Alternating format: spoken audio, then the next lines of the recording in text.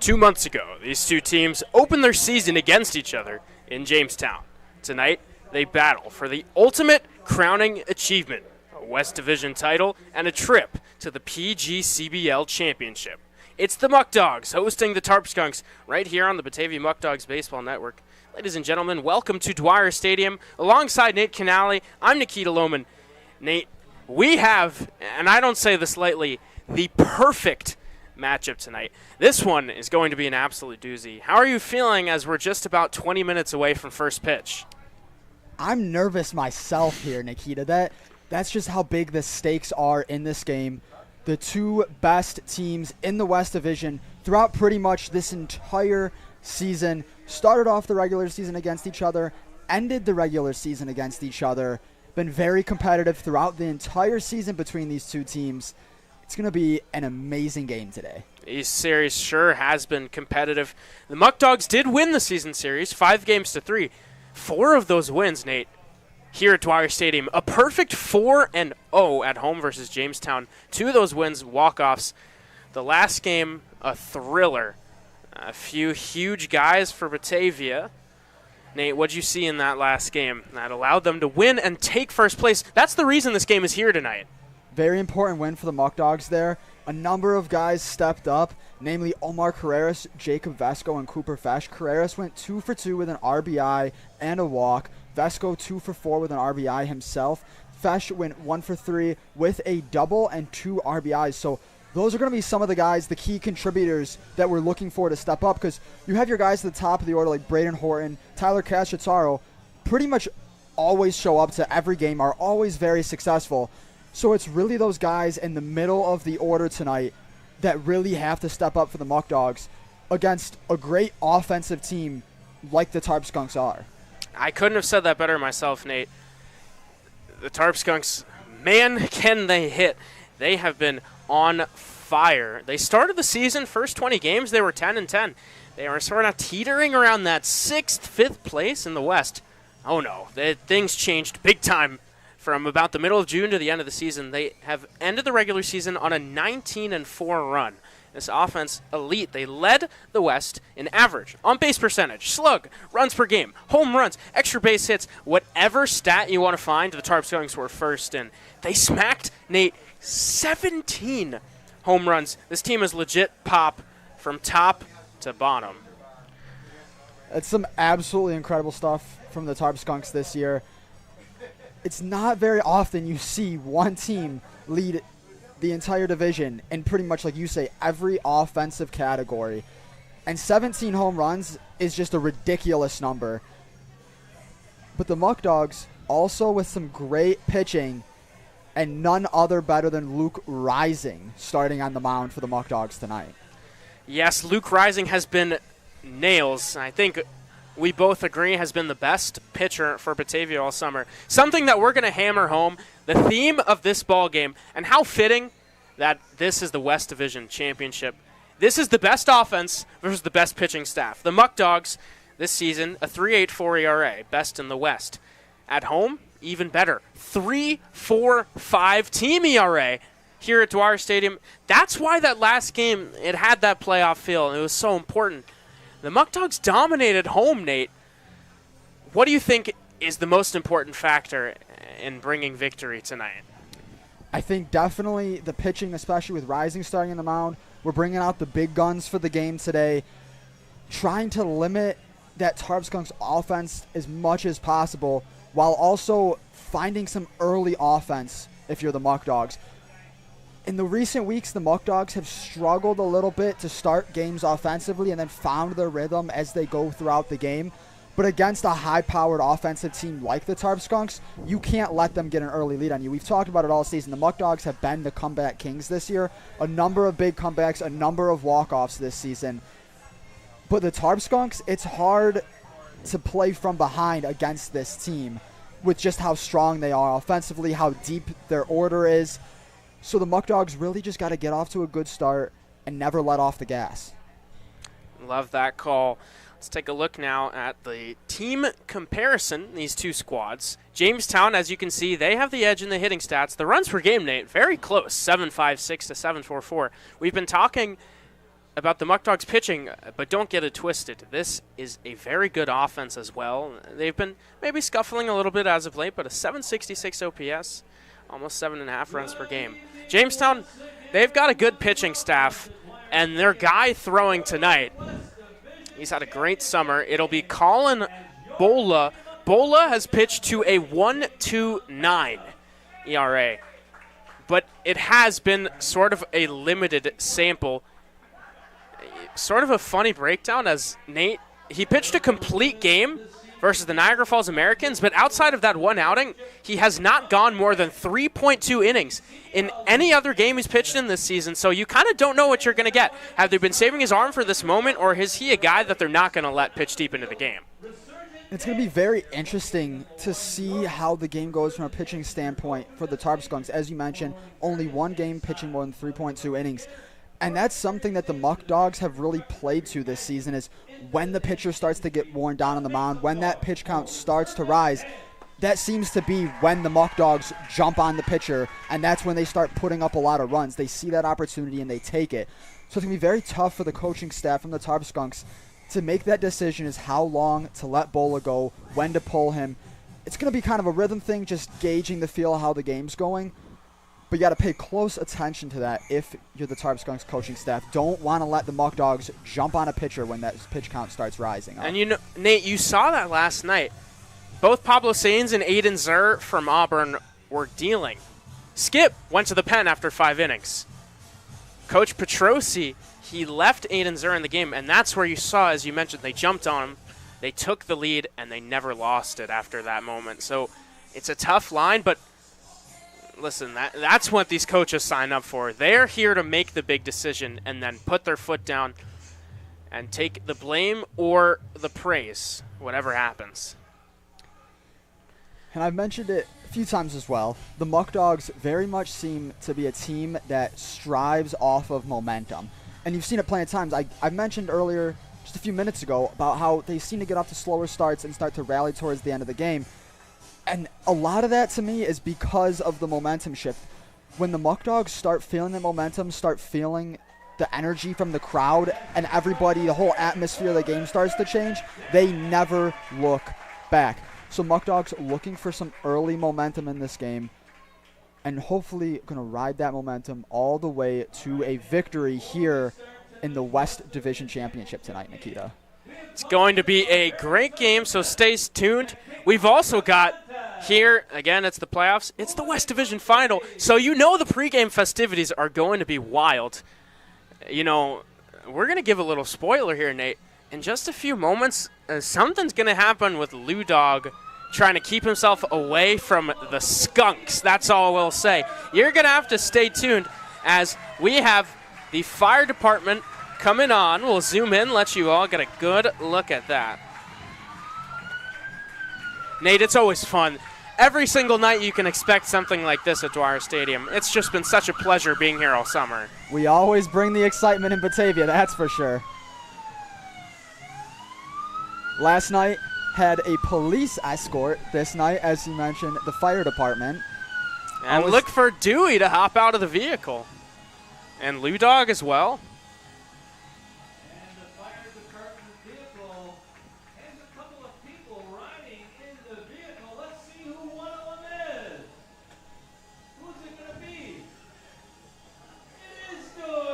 And there is Dewey. Dewey in the flesh. The best mascot in the league right there. Everybody in Batavia loves our Dewey.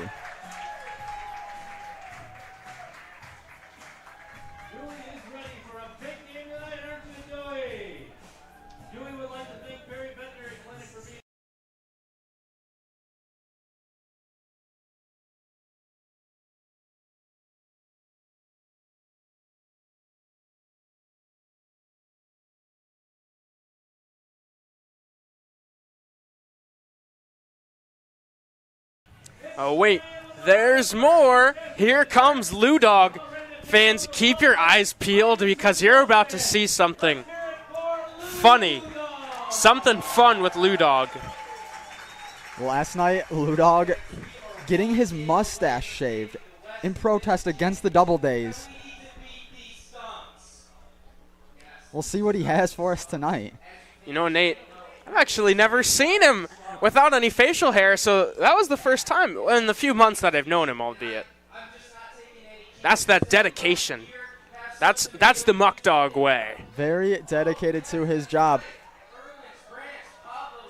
As here we've got 3 of the Muckdog pitchers coming out. They've got tomato sauce, and they're going to pour it on Lou Dog.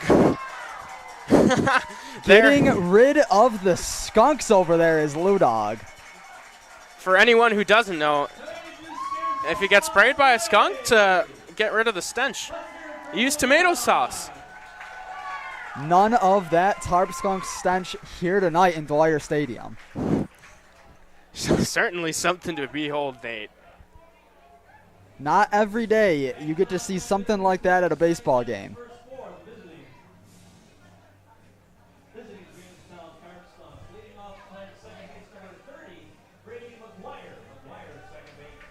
As now, we'll step aside for a moment, but when we return, we'll have the national anthem, lineups, first pitch, and baseball here at Dwyer Stadium in the West Division Final.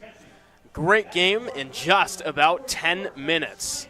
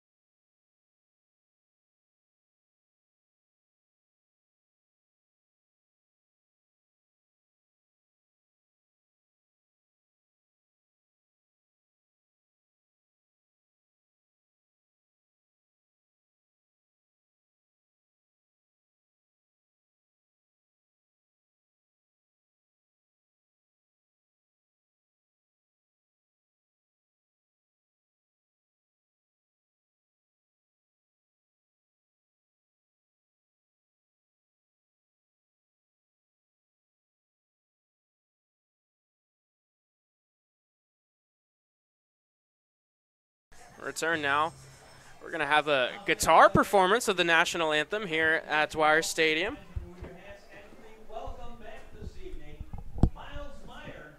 Same performer as last night. If it's anything like yesterday, it's going to be electric.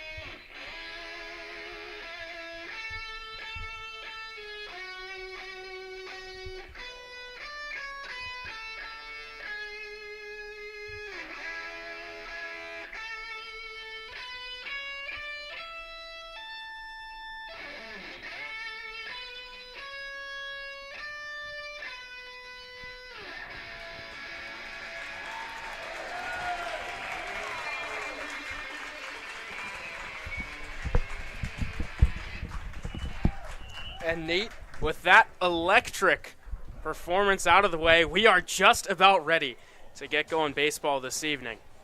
Good little pun to get in there, Nikita. I didn't even mean it like that, honestly.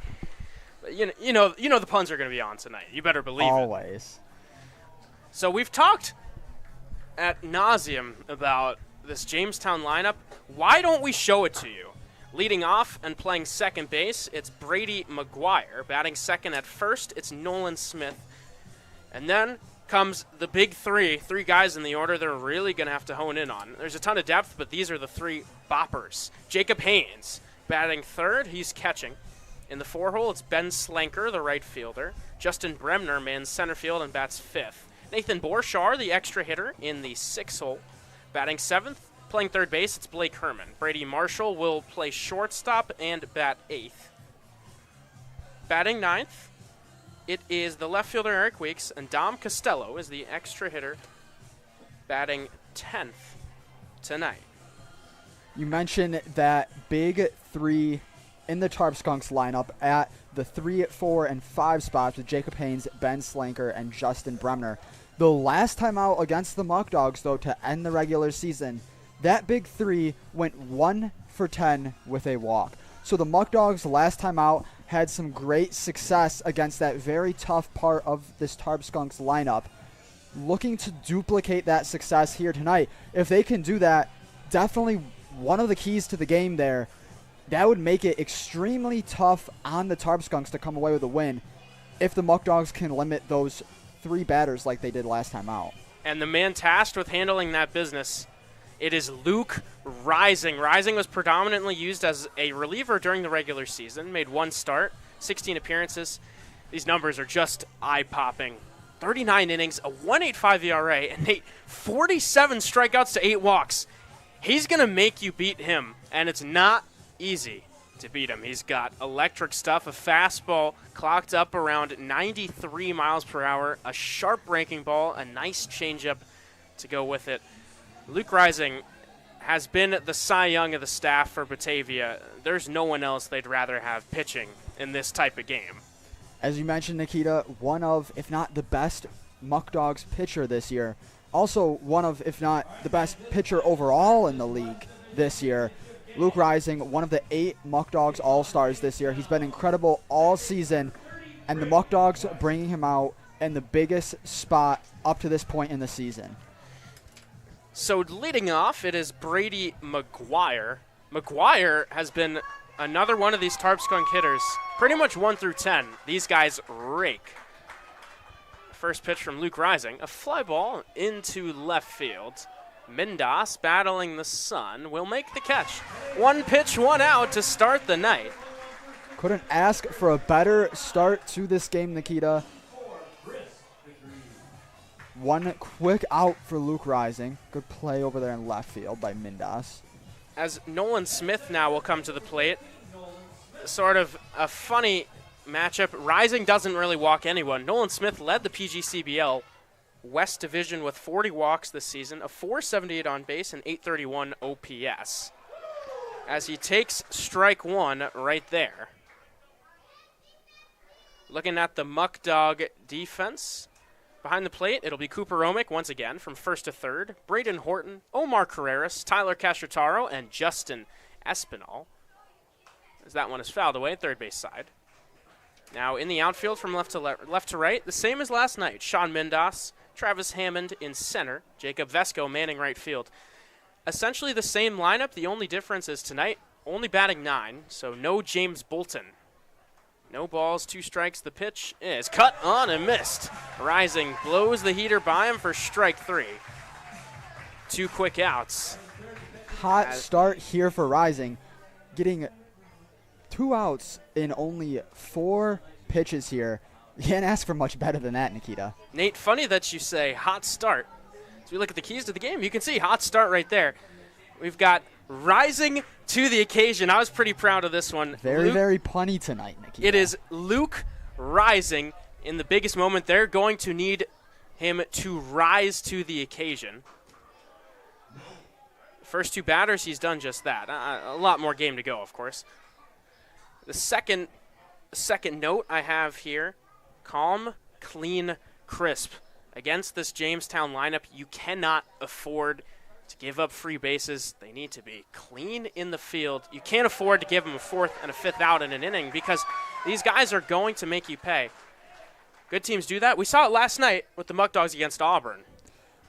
Very, very close game. Auburn actually had the lead in the game for a while. And then in that 6th inning, a number of errant plays by the Doubledays really gave the Muckdogs momentum and really was what allowed the Muckdogs to take a big lead in that game. The Doubledays had an errant throw over to first, would have gotten them the 3rd out that inning. Instead, the Muckdogs go on. There's a swing and a miss, strike 3. A phenomenal first inning from Luke Rising. He strikes out 2 batters, goes 1, 2, 3. After a half inning of play, it's all zeros. The Muckdogs coming to bat.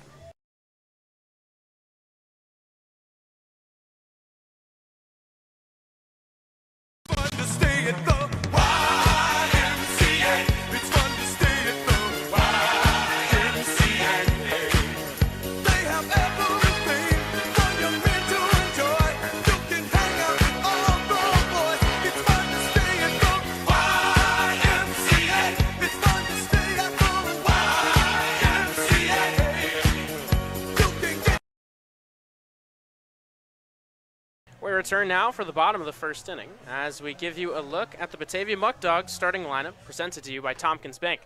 As we said in the top half, not a lot of changes. Braden Horton once again leading off, playing first base. Tyler Castrataro in the 2-hole, manning shortstop. Omar Carreras bats 3rd at 2nd base. Cooper Fesh, after a big night last night, the designated hitter batting 4th. Jacob Vesco in the 5-hole, playing right. Sean Mendas bats 6th, plays left. Justin Espinal at 3rd base, batting 7th.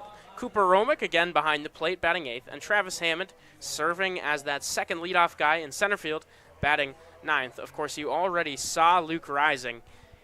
Nate, 8 pitches, 3 up, 3 down.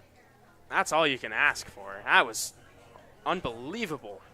Just about as efficient as a pitcher can possibly be in an inning. As you mentioned, 8 pitches. That's almost unheard of in any given baseball game. Colin Bola will try to match that. He's got great numbers on the season. He made 8 appearances, 4 starts, a 1.29 ERA over 28 innings, 31 strikeouts to just 11 walks. He pitched against the Muckdogs twice this season, went 5 innings, allowed 2 runs. Struck out 6 batters. Bola, you see a little bit of deception, kind of a side-winding lefty. Some interesting notes on him. He threw a complete game in 1 start versus the Niagara Falls Americans. That was 2 weeks ago today. Outside of that outing, though, he has not gone more than 3.2 innings. You would think they're trying to save his arm. He threw a ton of innings this season for Penn State Barons. You think they're saving him so he can go deep in a game like this one.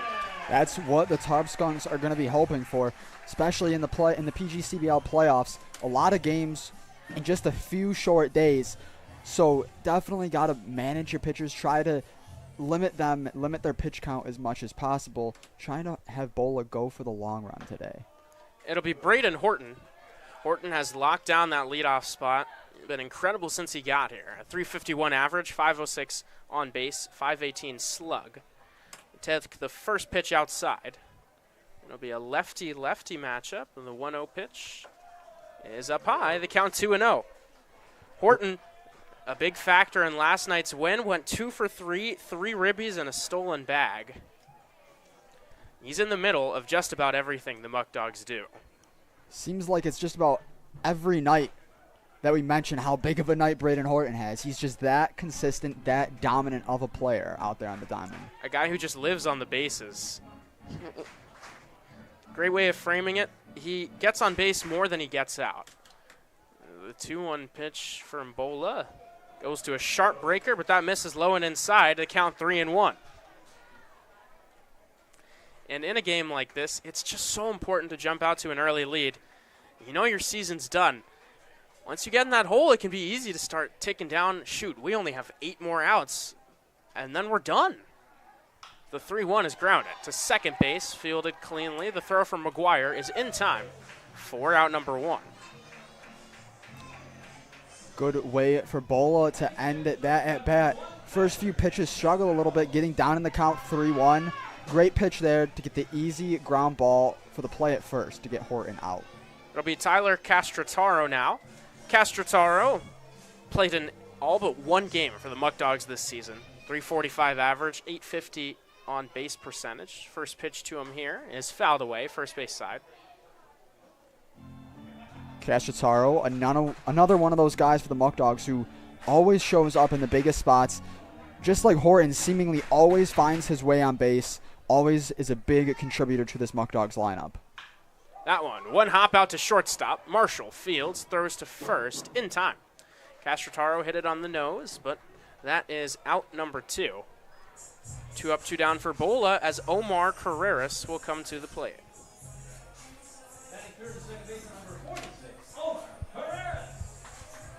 Carreras, a guy who came on hot late in the season. He was huge in the Muckdogs' win versus Jamestown on Sunday to lock up first place. First pitch misses high and outside. Went 2 for 2. An RBI and a walk in a game where there wasn't a whole lot of offense as Batavia won 4-1.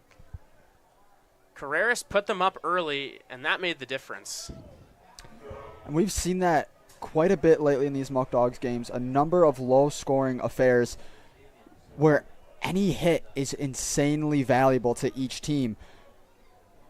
So even just one play here or there could be all the difference in these games. And look, in the playoffs, runs are going to be harder to come by because it's not like the regular season where you'll have games where it's not your top 4 arms throwing. The best pitchers are coming out of the pen. They're going to be starting as that one is flied out to center field. Bremner makes the catch for out number 3. So, Rising and Bola trade 1, 2, 3 frames here in the first. We are on to the second inning in a scoreless tie.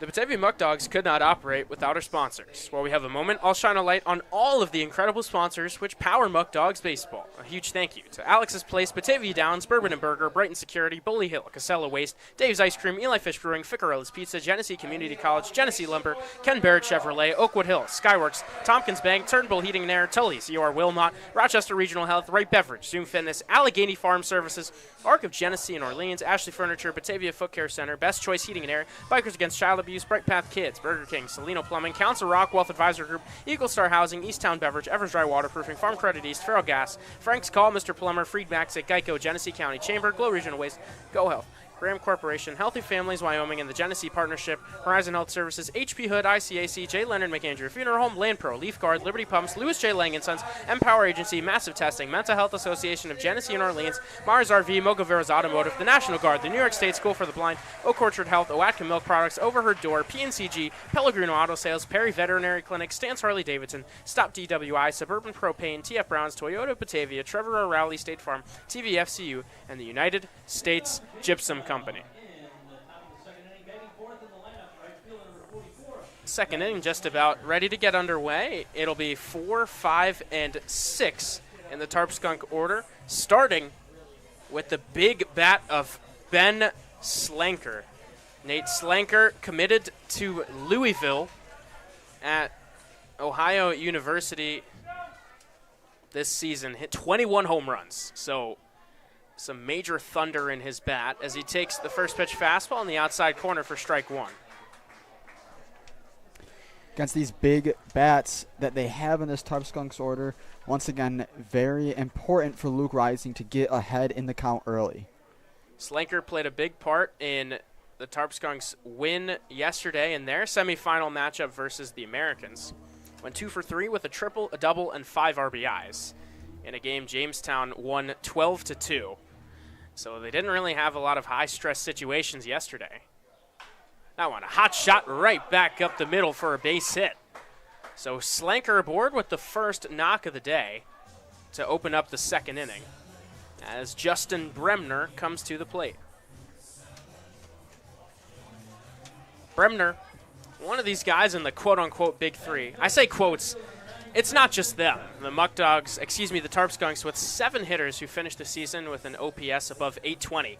7 of the 10 guys in the starting lineup at that figure. Bremner, 4 homers, 38 RBIs, and 881 OPS this season. First pitch from Rising. Breaking ball is tapped foul. Justin Bremner also 10 stolen bags. Another guy who was important in their win yesterday, 2 for 4 with a ribby. We say the big three, but it's not just them. This team, they can hit 1 through 10, so not a lot of soft landings for Luke Rising. So that one, a fly ball into left field. It's down for a base hit. 2 knocks to open up the second inning for Jamestown. They're threatening for Nathan Borchar.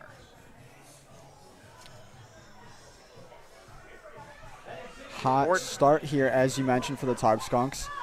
Rising, though, some of your keys to the game were staying calm and being cool throughout the game no matter what happens. And this Muckdogs lineup, especially Luke Rising, has shown the ability to do just that. Yeah, Luke Rising, a guy who's big on the philosophy, the mentality of pitching. He doesn't strike me as a guy to really be all that flustered by having runners on base in a big game. He's just going to focus on getting the batter out. He does that with the best of them. Nathan Borchar on the season finished with a 309 average, 390 on base, a 434 slug. First pitch, a big cut. Gets nothing but air, though. The count 0-1. Borchar, rising junior at King University. He went 0 for 4 last night versus Niagara Falls. The 0-1 pitch to him is fouled away. Third base side out of play. Last time up against the Muckdogs, Borchard went 1 for 4, but he did have a double with 2 RBIs. Another powerful bat here for the Tarp Skunks. 0-2 pitch on its way. Just misses outside. The count 1-2. The fans here wanted strike 3. I believe we ruled it outside. Maybe a different strike zone from last night, where definitely more pitcher friendly.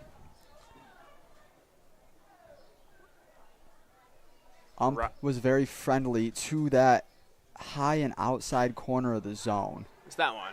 Skied into center field. Hammond takes a few steps back and makes the catch. Slanker bluffed like he was going for third, but never really took a step off of second base. So runners still at first and second, now 1 down for Blake Herman. Herman, a guy who actually, Nate, played here. He just graduated high school. He played in states here at Dwyer Stadium and hit a home run in a high school game. Now playing for the Tarp Skunks. A late addition, finished with a 254, 333, 305 slash line. Takes that one outside for ball 1. But last night was a big night for him. He went 3 for 3 with a triple, 2 RBIs, and a walk. So looking to play off of that momentum. Pretty much a flawless game last night for Herman. You can't do any better than that. Can't ask for more. Rising with the 1-0 pitch. The fastball is fouled away down the right field line to even the count at 1s.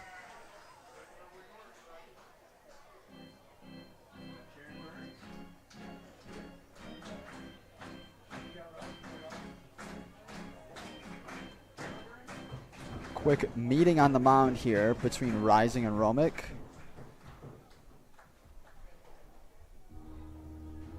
Maybe Romick saw something that he wanted to talk about with his right-hander.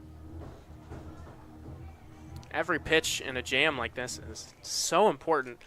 For Jamestown, look, when you get 2 guys on with nobody out in a game of this magnitude, you have to score at least a run. You can't pass by these chances against this Muckdog pitching staff, which has been the best in the league. Especially getting those 2 men on base with no outs in the inning. Muckdogs getting that first out with the last at-bat. Very crucial to get the second one here and put a little bit of pressure on this Tarp Skunks lineup. That breaking ball missed outside, so the count 2-1. Pitch from Rising. Foul tipped into the glove, evens the count at 2-2. Nate, if I were him, I'd go right back to that fastball. It looks like Herman is just a tick behind it.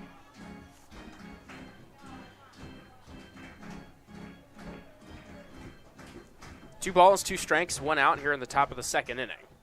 2 on for the Tarp Skunks. Luke Rising looks back to second. Now he kicks and fires. Breaking ball lined right back up the middle. It is down for a base hit. Travis Hammond gave it a diving effort, but it one-hopped just in front of him. Hammond comes up hobbling a little bit after that attempted diving catch, hoping he's all right out there in center field. Just barely, couldn't quite get to it. A nice piece of hitting by Herman. He stuck with the breaking ball, just lined it right back where it came from. As it brings up Brady Marshall with the bases juiced. Marshall finished the season with a .339 average, a .487 on base, a .373 slug, 25 ribbies, and .860 OPS. Nate, 25 walks, 4 strikeouts. First pitch fastball is in for a strike. So you've got a guy who finished second in the West in Ks versus a guy who really doesn't strike out at all. Something's got to give. The first pitch was a fastball in there, so the count is 0-1. There's a swing and a miss. Quickly ahead, no balls and 2 strikes is Rising. This would be a huge second out to get. They're back up the middle, in at the corners.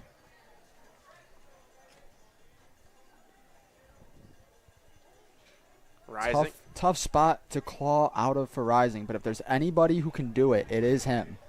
That one just misses low. The count 1-2. And we keep putting emphasis on the depth of this Tarp Skunks lineup. To have a guy like this hitting in your 8 spot, you don't see that a whole lot. Rising looks back now, ready with the 1-2 pitch. He kicks, fires. That one grounded out to second base. Carreras fields, tags the man for 1. The throw to first is in time. Luke Rising fired up. A huge double play to escape the bases loaded jam. The Tarp Skunks score no runs on 3 hits. They leave 2 runners left on base after an inning and a half of play. It is still 0 thanks to the huge play by Omar Carreras.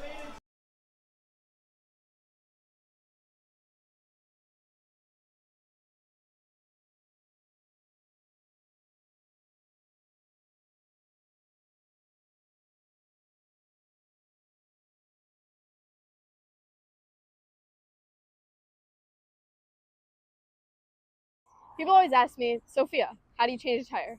I don't know. I don't know how to change a tire. And my name's Bella. But I do know where you can get great food and good times at Tully's in Batavia at 522 East Main Street. Look out for coupons at the next Muckdogs home game. And go Dogs! Hi, what can I get for you? One Marcellus Ale, please. Oh, that sounds good. Here you go. Hey, you know what? Let me get one of those too. Hey, thank you, good sir. What is this Muckdog Ale? Oh, it's actually the official beer of the Batavia Muckdogs, brewed by yours truly, Eli Fish. Come down, stop by, and get yourself some drinks, some food, awesome stuff at 109 Main Street.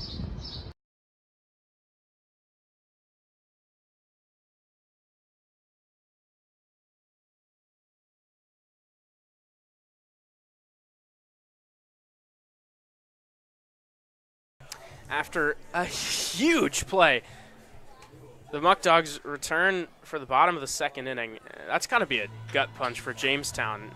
You string some hits together and they can't get anything to the plate. They really need to put up a 0 here. And for the Muckdogs, if they can get something going, this could really be an opportunity to bury Jamestown early.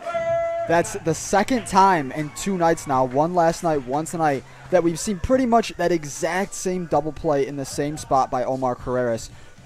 Great play there to make the tag, make the throw over to first.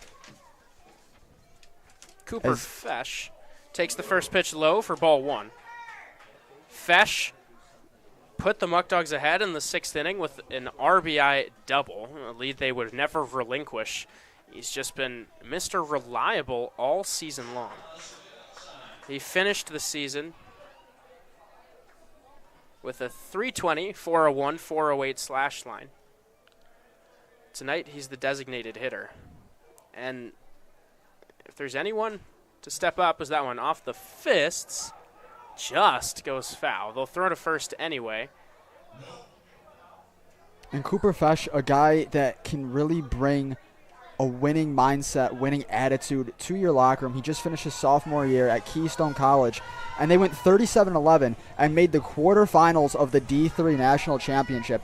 So he's been around that culture of winning, and he's really brought it to the team this year. The Muckdogs have had a lot of success over the few years, but you can never have too many winners in a locker room, and he's just another one for the Muckdogs. Bola comes home with the 2-1. That one lined foul outside of third. Some arguing. Tarp Skunk head coach Frank Jagoda not thrilled with the call. He thought it was a fair ball. 2-2 pitch. A breaking ball just misses low, runs the count full. He's always a very fiery, passionate coach over there in that Tarp Skunks dugout. When he disagrees with a call, he'll let you know that he thinks that. Bola finds a pitch he likes. The payoff on its way. A breaking ball. Beautiful pitch in there for strike 3. It froze Fesh for out number 1. Nate, that thing moved like a frisbee. Just jumped back into the zone. It seemed like no shot. Very, very tough pitch to read there for Fesh. As Jacob Vesco will come to the plate.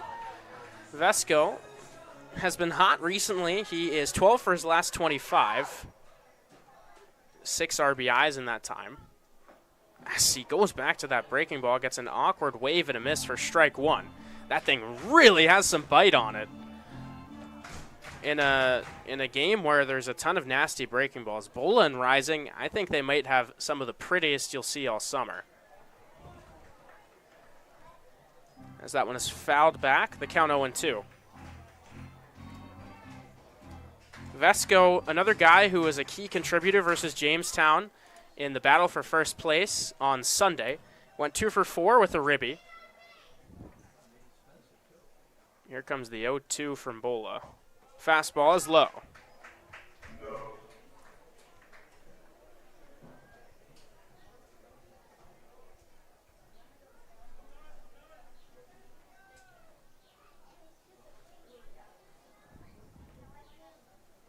Bola ready with the 1-2 pitch. Vesco will step out. I'll do it again. Maybe trying to play a little bit of mind games out there with Bola.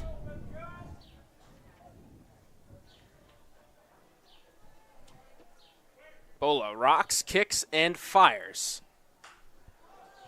Good job staying on the breaking ball that time. Vesco fouls it away. First base side out of play.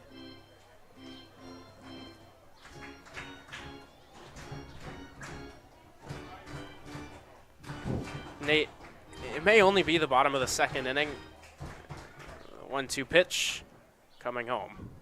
That one grounded out to shortstop, fielded by Marshall. His throw to first is in time for out number 2. As I was saying, it may only be the bottom of the 2nd inning, but I think you can't understate how important these 2 outs from Colin Bola were. The momentum was starting to swing. This is what a great pitcher does. It doesn't matter the circumstance. He's serving as a stopper right now. But here he'll have a tough matchup in Justin Espinal. Nate, before the game, you said Espinal was your pick to click tonight. I really think Justin Espinal, he's struggled the last couple of games, but one of the bigger bats for the Muckdogs. He has 1 home run on the year, and that home run was against Bola. So he's looking to duplicate the success he had last time against this pitcher. I really have a gut feeling that Espinal is due for a big game tonight for the Muckdogs. Espinal, one of the vets on this team. He went 0 for 3 with a walk yesterday. This is his 3rd season in Batavia. 2-0. That one up and outside, runs the count to 3-0. Let's see if he has the green light here. So Justin Espinal has been a part of some great teams. He's been in this game before. You know he's hungry to finally get over that hump. 3-0 fastball is in for a strike. Yeah, Nikita, the Muckdogs have had a lot of success over the past few years with Espinal on this team. Just not quite able to get over the hump. That one is grounded to shortstop. Marshall slides over, fields, throws to first in time for the third out. So a 1-2-3 second inning from Colin Bola. And once again, trade zero as we're going to the third. It's a scoreless tie.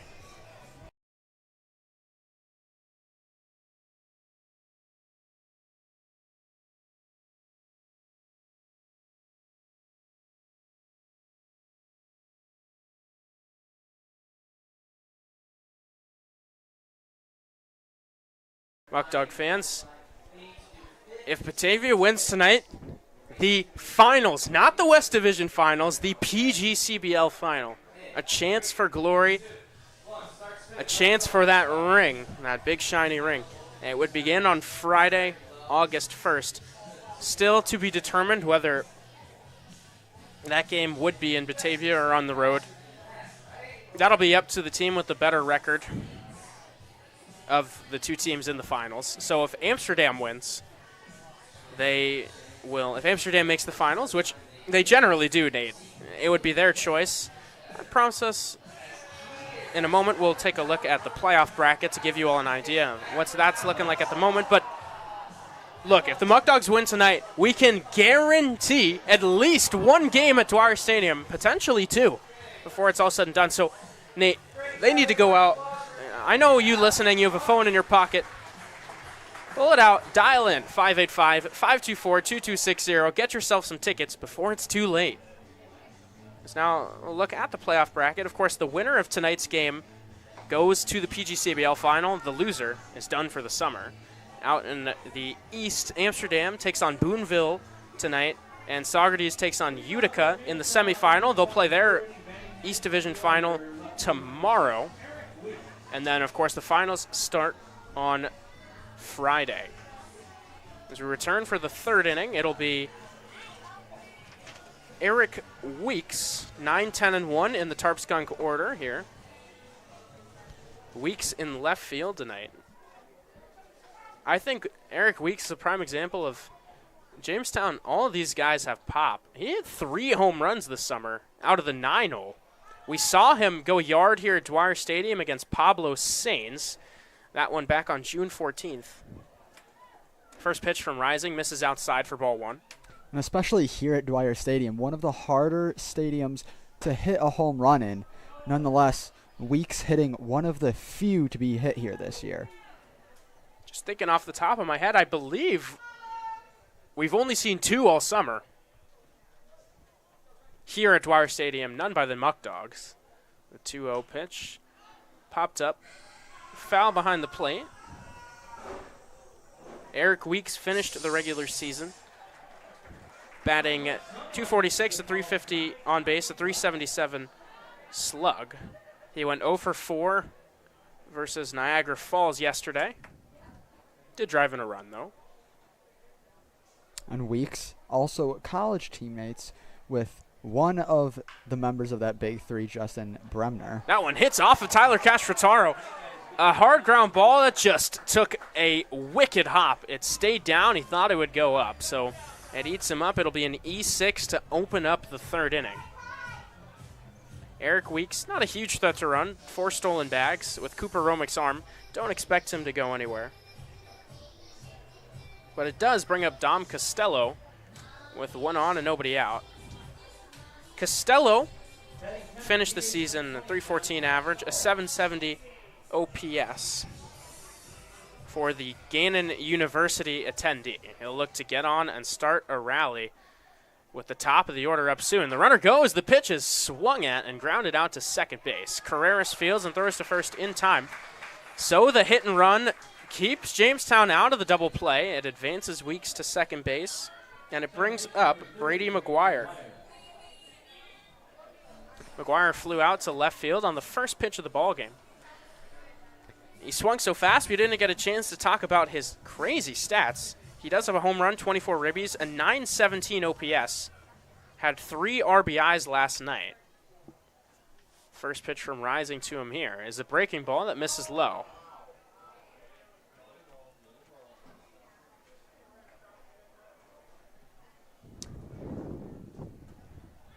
The count, a ball and no strikes.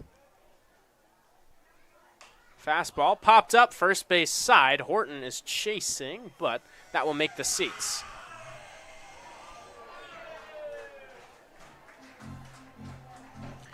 Nate, some arms used last night, and if we go through, it was Pablo Sainz, then Gavin Chandler, Evan Hollinsworth, and Garrett Beaver out of the bullpen. So, of course, they're going to ride Luke Rising as long as they can, but after that, it will be a question to see who they use. They're hoping he can give him as much length as possible, but if Jamestown can continue to put pressure on, they could knock him out of the game maybe earlier than the Muckdogs would like. The Muckdogs have shown, as you were able to see from last night's game, the willingness to pull a pitcher even when he's still hot, as they did with Pablo That one Sainz. grounded to third. Nice play by Espinal on the high hop. The third to first is in time for out number 2. McGuire hit it on the screws, but Justin Espinal, man in that hot corner. As I was saying, Nikita, Muckdogs coaching staff showing willingness to pull the pitcher before you start to see that regression in his arm from fatigue. And we all thought that Sainz, with how well he was pitching, was going to go longer into the game last night. But nonetheless, the Muckdogs were able to come in with those extra pitchers there in relief and still had a lot of success, only allowing 1 run. So hoping to see some more of that depth tonight from the Muckdogs bullpen. The first pitch to Nolan Smith missed outside for ball 1.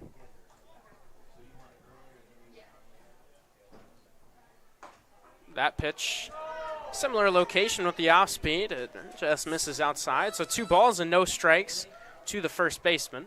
Smith struck out his last time up.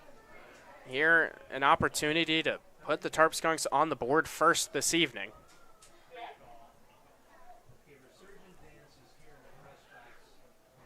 Here comes the 2-0. That one just misses high, so 3 balls and no strikes on Nolan Smith. The dangerous Jacob Haynes awaits on deck. Don't imagine Smith will have the green light here. Couple pitches here in a row, just outside of that zone. Very, very close. Tough calls for the umpire here. That one is outside for ball 4. So a 4-pitch walk to the man who led the West Division in free passes. Nolan Smith aboard, 2 on with 2 out. It brings up Jacob Haynes. Haynes did strike out his last time, but on the regular season, in OPS over 1,000, 5 home runs, 27 RBI, a slugging percentage at .598. This is not someone you mess around with. He can really swing it at the dish. First pitch swinging, fouls that one away. The count 0-1. Haynes, a great combination of efficiency in the box, along with that power, as you mentioned, the 5 home runs. So really valuable player for the Tarp Skunks, being able to be efficient, being able to hit balls deep into the outfield, bring in runs, get some RBIs. That one fouled back. Haynes looking to get an RBI here and put the Tarp Skunks on the board. The count now 0-2. Rising has him where he wants him. Looking for his 3rd strikeout of the day. Will he go to that high heat? Snap off a breaking ball. The pitch on its way. He goes to the fastball. Haynes late, but he stays on it, fouls it away into the parking lot outside Dwyer Stadium.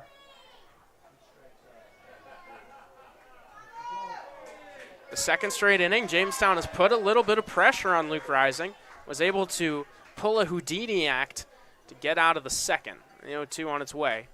Again, fouled back. And it becomes a question now. He's seen the fastball quite a few times. Is he setting up that breaking ball? Because at some point with a hitter like this, it can be dangerous to let him see the same pitch 4, 5, 6 times in an AB, because at some point he's going to get that timing down. I would expect a slider here. The 0-2 pitch. He does go to the breaker. It's left low and outside. Makes it a 1-2 count. And Haynes, with all the success he's had, also a very tough guy to strike out. Only struck out 12 times this entire season. The 1-2 pitch on its way. Breaking ball misses high, evens the count at 2-2.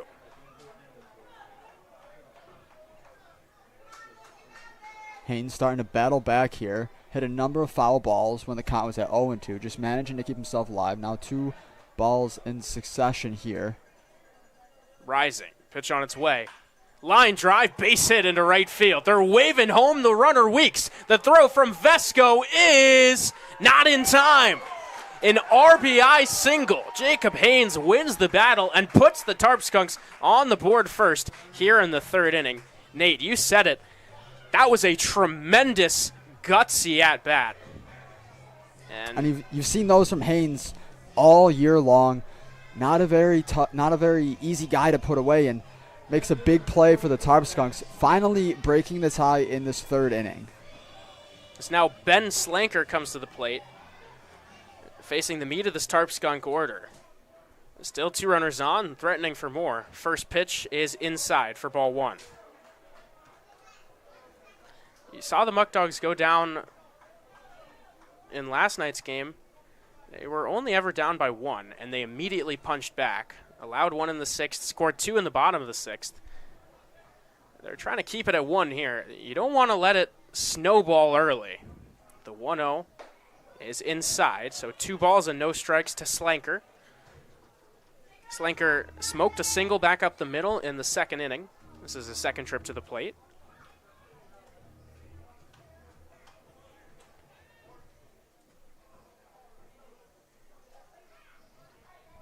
Two-0 pitch. Goes to the breaking ball, and he fouls it away. 3rd base side out of play. You mentioned it all year long, it seems like. Muckdogs is just one of those teams that when they get a punch thrown at them, they always seem to throw one back. We saw it last night. Hoping to see that same thing again tonight from them. But like you say, still trying to limit it to 1 run here in this inning. There's a fly ball into shallow left center field. On is Hammond. He makes the catch for out number 3.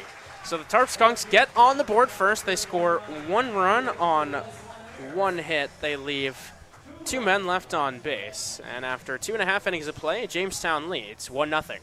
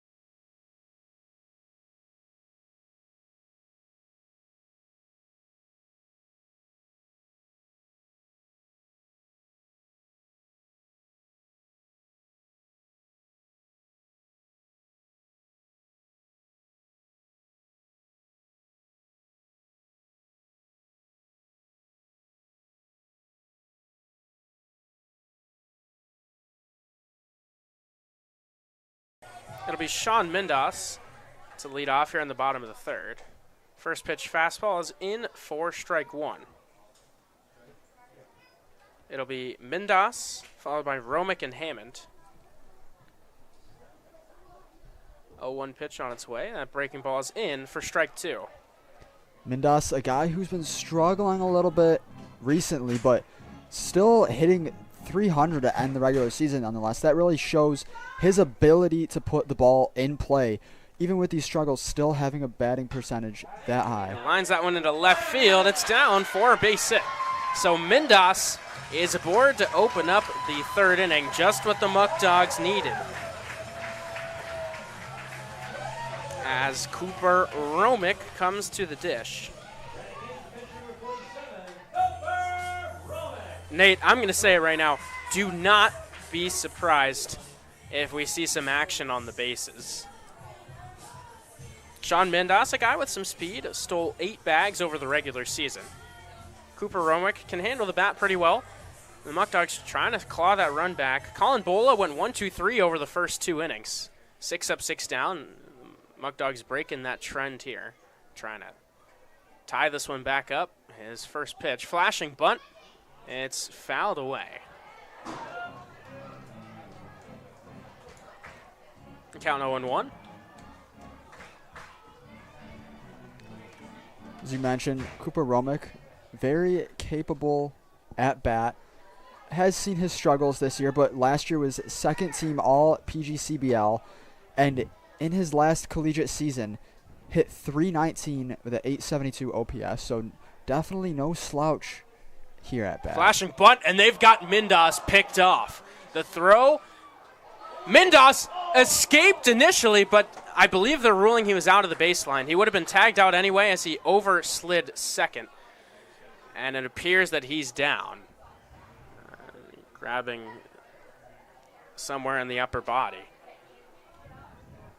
Of course, more important now is making sure that Mindas is okay.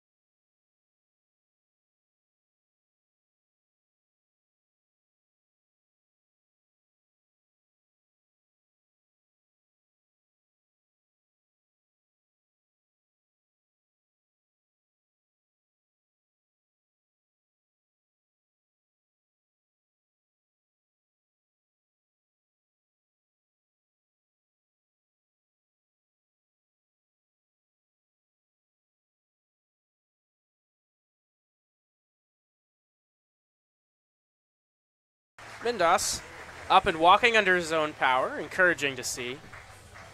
There's now an out, nobody on base. Of course, it was a pickoff, so no pitch. The count's still 0-1 on Cooper Romick. The bunt now certainly will not be on. That's just another asset having a left-hander. The Muckdogs trying to push the tempo on the base paths, but just that extra time as a lefty, it makes that pickoff move just more deceptive. I can tell you as a former left-handed pitcher myself back when I was 12 years old. You know, it's just a different ballgame. It's so hard to read whether guys coming to the plate or coming at you. It worked right there in Bola's favor. The 0-1 pitch to Romick is low. So that pitch escapes the catcher there. Would have been nice to have Mindas on base still on that play. Romick will try to spark something now. The Muckdogs did get the monkey off their bat. 1 hit on the scoreboard. That pitch misses low and inside. Now 2-1 on the catcher. On deck is none other than Travis Hammond. Pretty much a second leadoff hitter for the Muckdogs. He's been red hot as of late. So Cooper Romick looking to get on base for Hammond and then the top of the order here. 2-1 misses up high, so in the driver's seat, 3 balls and a strike. And yes, Nate, you said it best.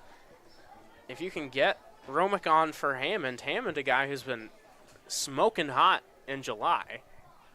3-1 is grounded to third, and it eats up. Blake Herman goes into left field. Just a nasty bounce over there for the third baseman.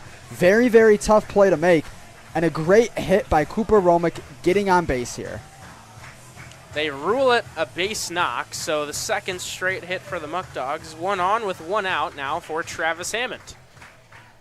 Just what the doctor ordered. Hammond,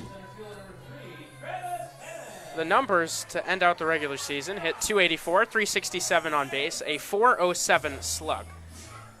In July, though, Nikita, hit 353 with a 436 OBP and a 559 slug. So just, though you saw those numbers just increase dramatically in the month of July, looking to continue that tonight. He flashes bunt, pulls back. That one misses low for ball one.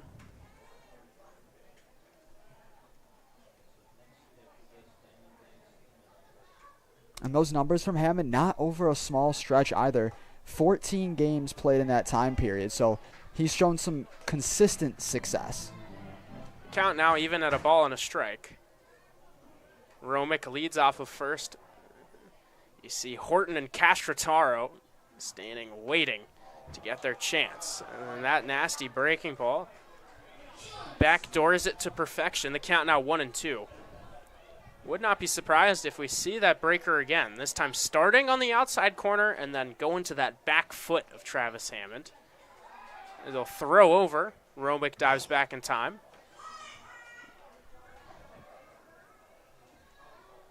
Some lefties kind of lollygag it over there. Bola has really got a good move. He checks over to first once again. The 1-2 pitch, that one lined foul down the right field line. And, you know, controlling the run game, a lot of people attribute most of the responsibility on the catcher. Frankly, I disagree. The pitcher has the ball for more time. You know, it really is very much the pitcher's duty. If a guy's slow to home plate, they're going to steal over you. The 1-2 breaking ball freezes Hammond for strike three. The second K of the day for Bola. It's the second out here in the bottom of the third inning. It brings up the top of the Muckdog order in Braden Horton. We continue to see that breaking ball from Bola plague the Muckdogs throughout this entire game so far. Muckdogs got to figure out how to hit that pitch if they're going to have success here in this game. Horton grounded out to second base, his first time up. Bola's second trip through the Muckdog lineup. His first pitch, he goes to that breaking ball and clips the outside corner for strike one. 1 run, 4 hits, no errors for Jamestown. No runs, 2 hits, and an error for the Muckdogs here in the bottom of the third inning.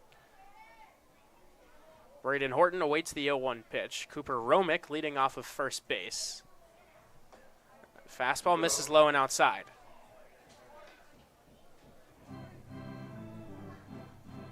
Huge thank you to everyone tuning in for the West Division final between the 1-seeded Muckdogs and the 2-seeded Tarp Skunks. These two teams have been unbelievable all year long.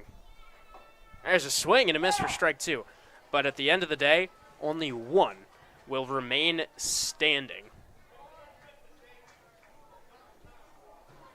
Fighting to be the class of the West Division here on a beautiful late July evening. Count 1-2. Bola peers in for the sign. He'll throw back to first again. Romick taking a pretty small lead. He was back well in time. Muckdogs probably going to be a little bit more conservative with that leadoff, with Bola showing his willingness to throw over there a number of times. There's a fly ball into left center field. Chasing over is Bremner, but that one is down for a base hit. Romick is being waved to the plate. The throw from Marshall is not in time.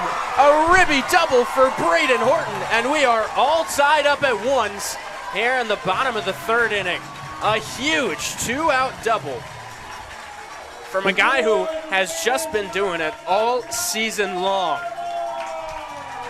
Incredible hit from Horton there, but some great base running by Romick, really showing off the speed on that one, going all the way from first to home.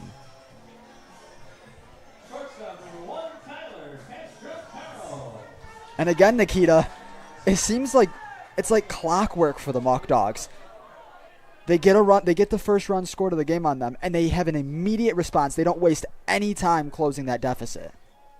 It'll now be Tyler Castrataro trying to give the Muckdogs the lead as that pitch misses low. The count 1-0. And with Horton there in scoring position on second base, Castrataro here batting second in the order. Another guy with a lot of ability to bring in the possible second run for the Muckdogs here. With Braden Horton's speed, a single certainly would give Batavia the lead. Big lead off a second. The 1-0 is lined into right field. There is a base hit. They're waving home Horton. The throw to the plate is not in time. Horton slid under the tag of Haynes. The throw beat him, but Horton beat Haynes. And the Muckdogs on back-to-back base hits have taken the lead in the bottom of the third inning. It is 2-1.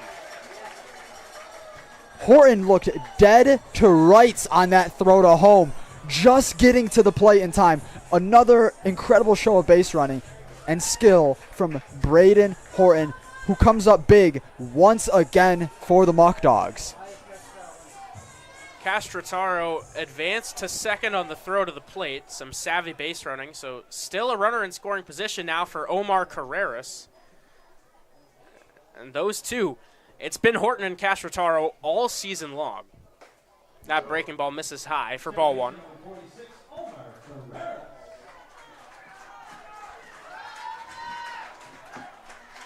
Carreras smoked a double last night.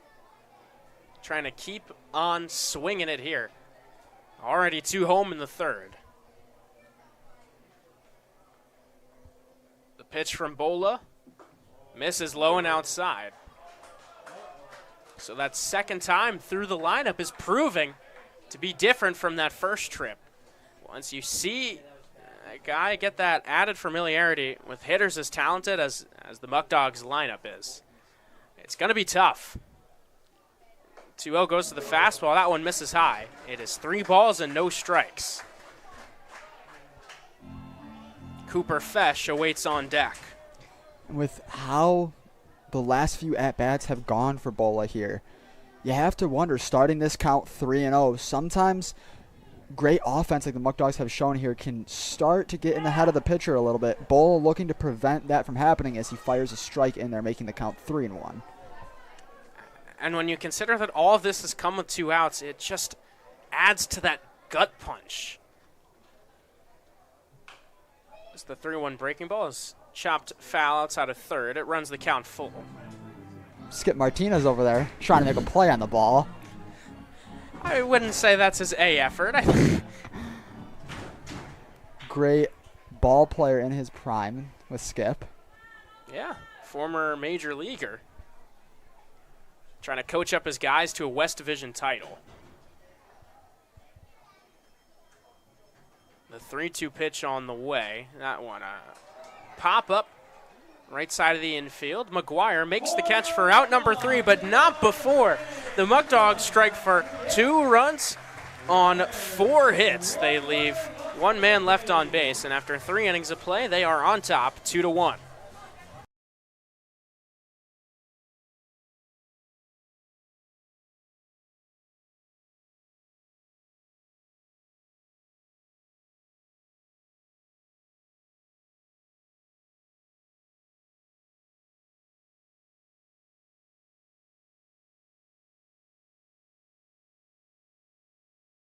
Our incredible sponsors make Batavia Muckdog Baseball possible.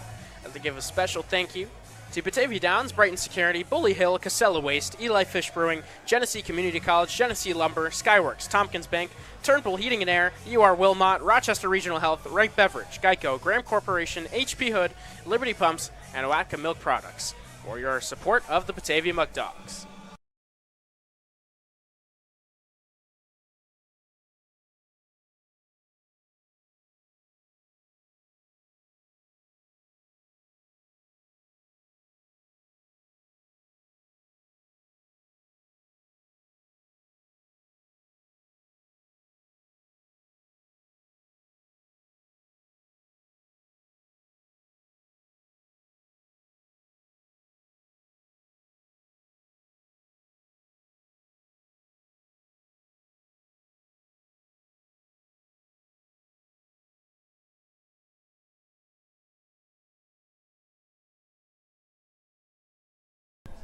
So now the Tarp Skunks will look to punch back after the Muckdogs did some punching of their own. It'll be Justin Bremner, Nathan Borshar, and Blake Herman. 5, 6, and 7 in their order here in the top of the 4th inning. Luke Rising still on the bump. Only 1 run scored here for the Tarp Skunks. And after these last couple of innings, you maybe expect more runs to be on the board. A couple very, very tough situations that Rising has found himself in, and able to work his way out of those 2 innings, only allowing the 1 run like I mentioned. So not the worst case scenario for the Muckdogs here, leading 2-1. There's a sky-high pop-up left side of the infield. Castrataro coming on, now backing up. He makes the catch for out number 1.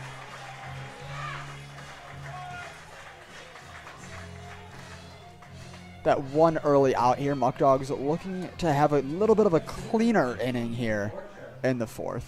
Nathan Borshar will come to the plate. Borshar flew out back in the 2nd inning. This is his 2nd trip to the plate.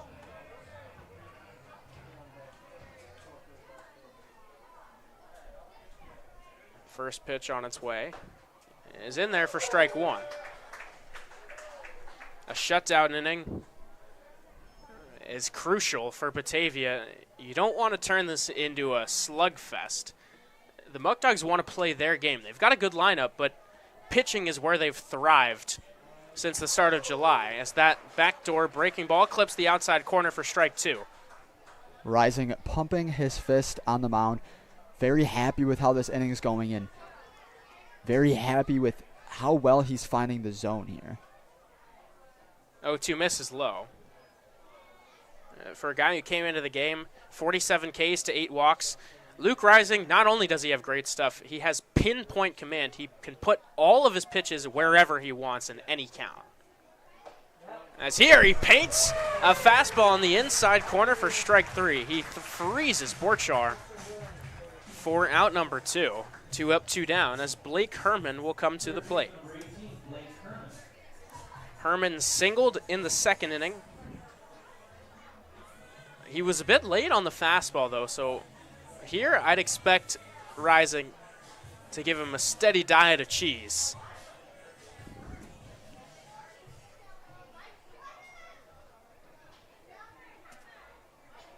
First pitch, fastball, misses low.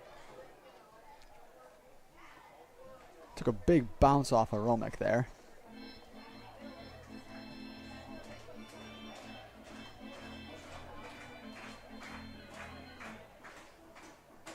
Luke Rising at 55 pitches here with 2 outs in the 4th inning.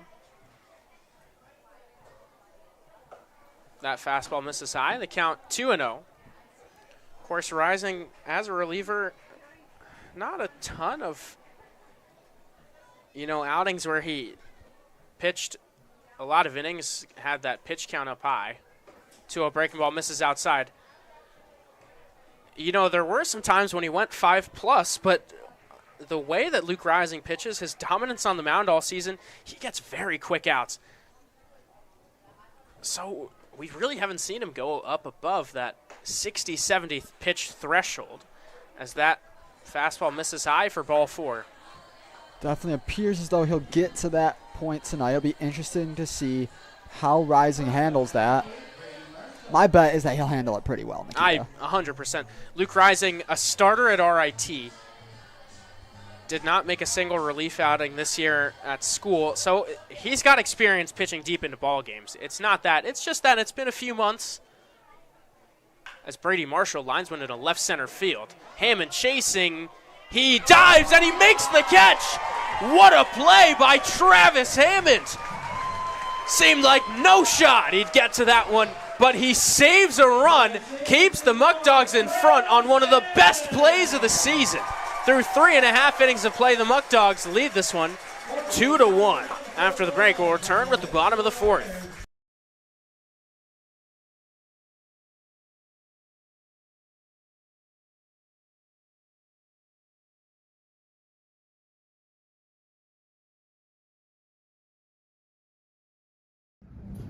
Did you know that 15 minutes can save you 15% or more on car insurance with Geico? Yeah, but did you know that Dewey's favorite snack is popcorn from the Batavia Muckdogs?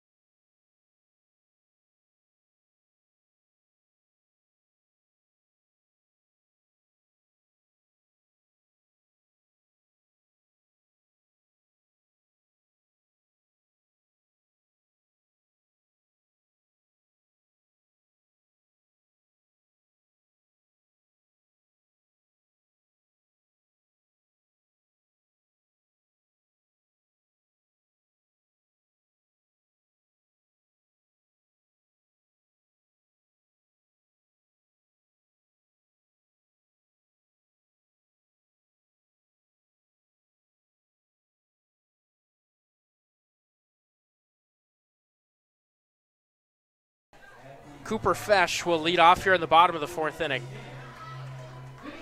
Muckdog fans, Travis Hammond can fly. When he dives, he really needs that dive.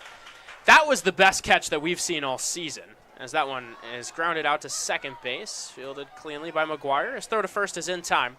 4 out, number 1. And as you were saying, Nikita, up in the booth, I thought there was just about no chance that Hammond was getting that ball. Thought it was going to be the tying run scored for the Tarp Skunks. And Travis Hammond says no, laying out, making the incredible catch, saving a run. Just about the biggest play we've seen here today. I mean, just superhuman from Hammond as Jacob Vesco takes strike 1 right there.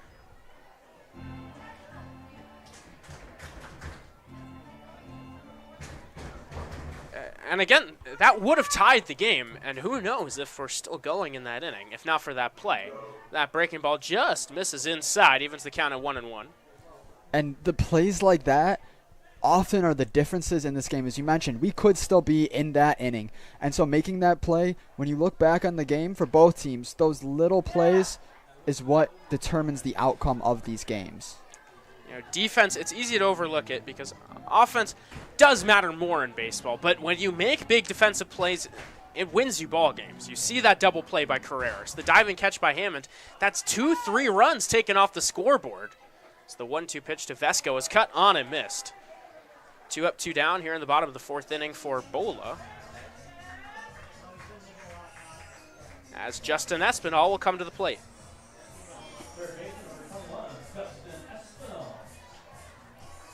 Espinal with a ground out his first time up. In the on-deck circle, it is Luke Dodonna. First pitch misses low for ball 1. So presumably that means Sean Mindas has been pulled from the game. A little bit of a hit to the Muckdogs lineup, but Dodonna, no slouch himself. Another great player. Just it's nice to have that depth. To have an injury in the lineup, be able to throw a player like Dodonna into the ballgame. The 1-0 to Espinal, misses high and outside. There's 2 balls and no strikes.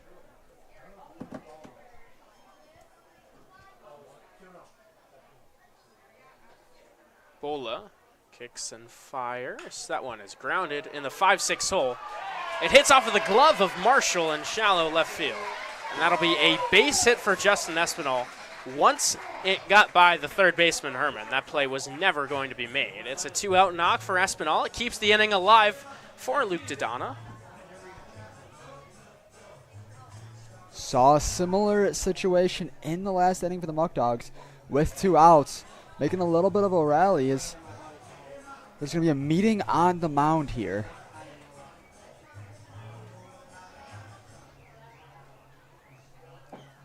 As they are going to pull Colin Bola before he faces Luke Dodonna. It'll be Nick Iannello taking the ball for the Tarp Skunks when we return here in the bottom of the 4th inning.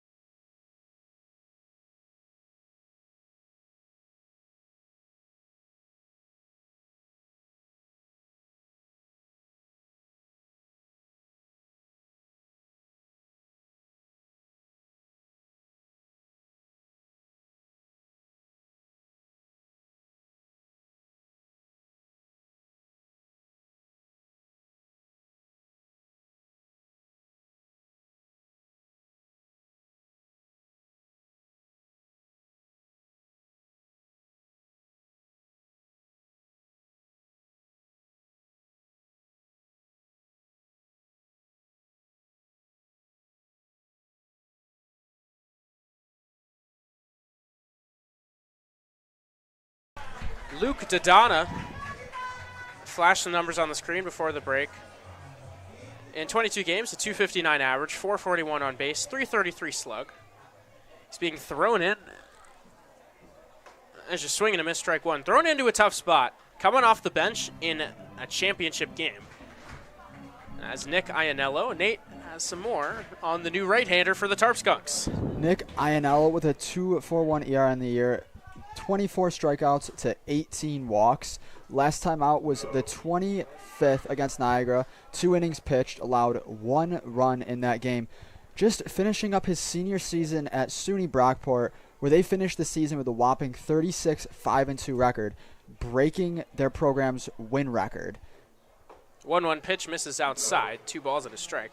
Also, Iannello, he's pitched in 2 games against the Muckdogs this season. 4 innings, has not allowed a run. A smaller sample, but some familiarity. He's had some success. Here behind in the count. 3 balls and a strike as that one misses up and in. Luke Dodonna looking to get on base for his first time up to bat today.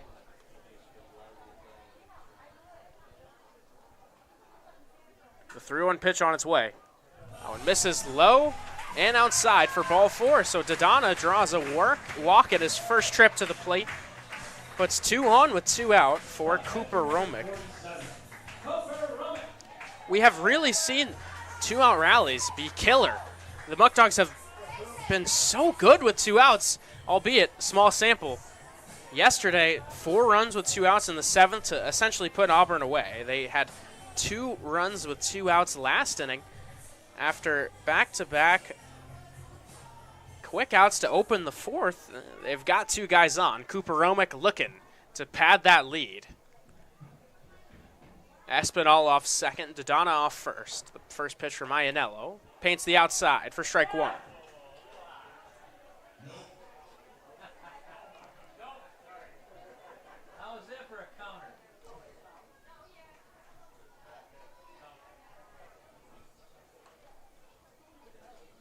Iannello gets ready with the 0-1. That one. Breaking ball misses low and outside. Good play by Haynes there, keeping that ball in front of him. Stopping Espinal and Dodonna from advancing on the bases.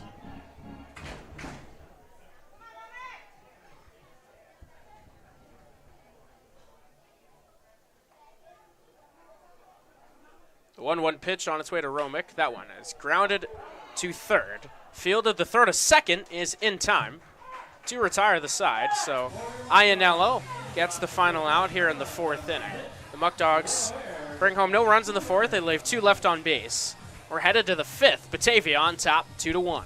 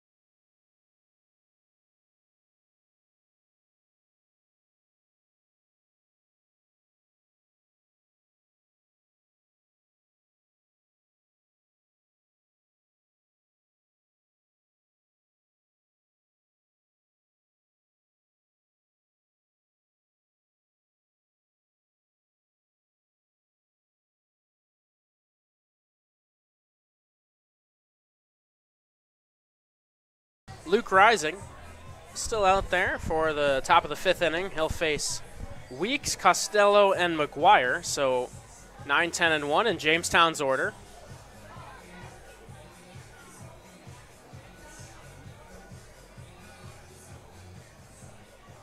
Been a clean ball game so far. We both expected it to be more of a pitcher-heavy game. As most Muckdogs games have tended to be as of late. Especially, again, in the postseason, it's just different. Every pitch has more intensity. That one fouled back. Great breaking ball there from Rising. Looked like it was going to be well inside there. Moves to the zone, drawing the swing. Weeks reached on an E6 his last time up. Here on 0-2. Just gets a piece of it and went in and out of the glove of Cooper Romick and back to the backstop.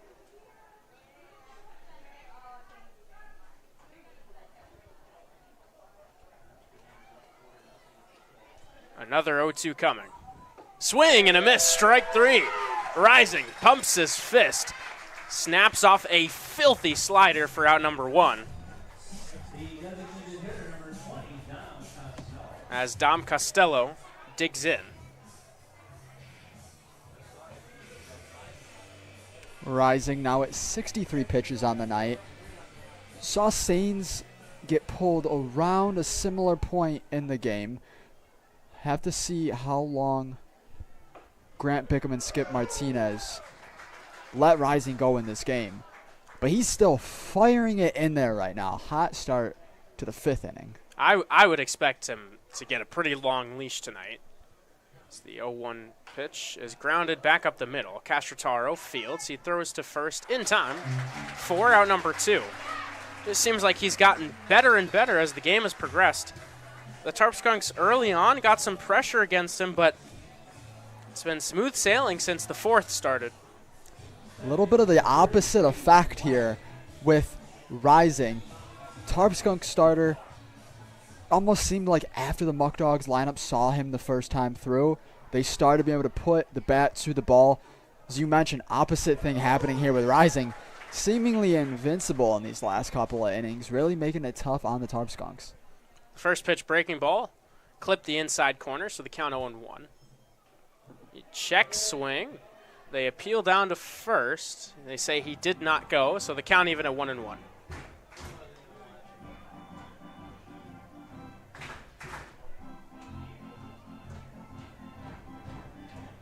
One ball, one strike to the leadoff man, McGuire. He's got a fly out and a ground out on the line today.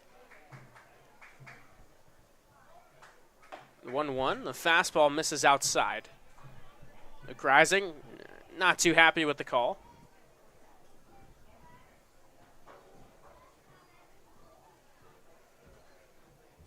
The 2-1 pitch on its way.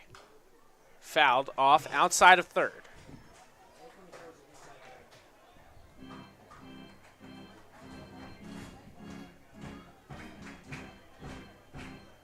Rising, looking for a 1-2-3 inning here in the 5th. The 2-2 pitch on the fists, popped up shallow left field. Castrotaro under it. He makes the catch for out number 3. So, just as Nate said, a 1-2-3 inning for Luke Rising in the 5th. We're halfway through the West Division Final. The Muckdogs lead 2-1.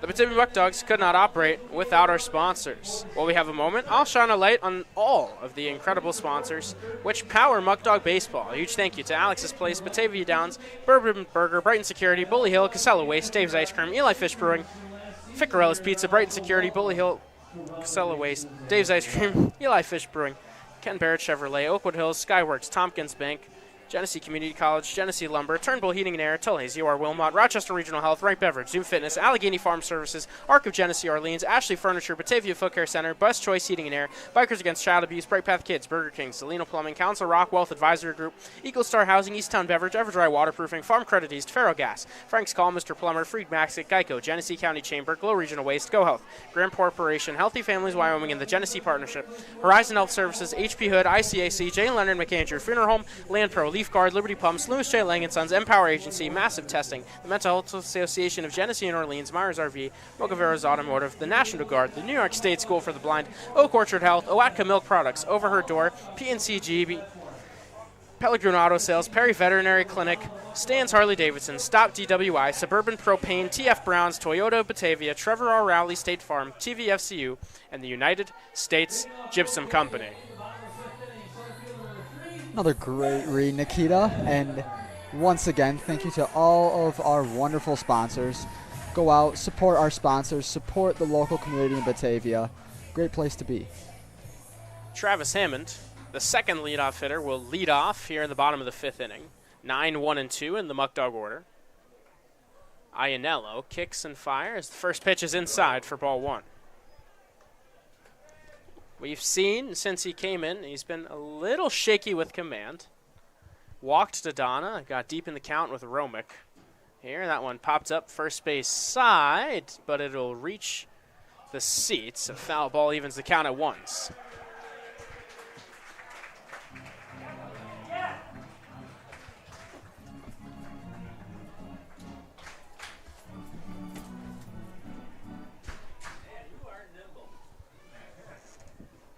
One ball and one strike on Hammond.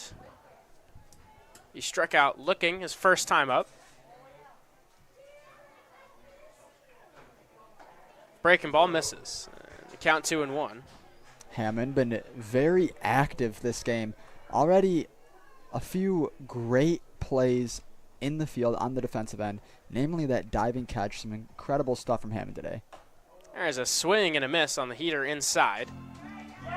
Think about halfway through that swing, he wanted to pull back, but had gone too far. Nothing he could do about that. The count even, 2 balls, 2 strikes. Iannello looking for his first K out of the pen.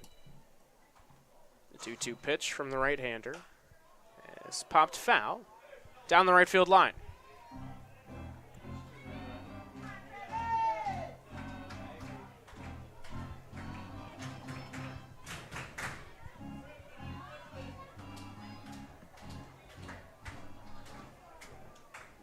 Iannello with the 2-2. That one is low. Runs the count full.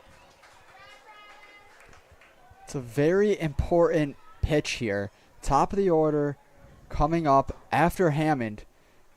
Big spot for both the pitcher and the batter here. The payoff. Just about ready. Let's see. Come to home plate. Iannello kicks and fires that one. Grounded out to shortstop. Marshall fields. Throws to first in time. You got to give a lot of credit to Brady Marshall right there. That one hit the lip of the grass and just died, stayed down.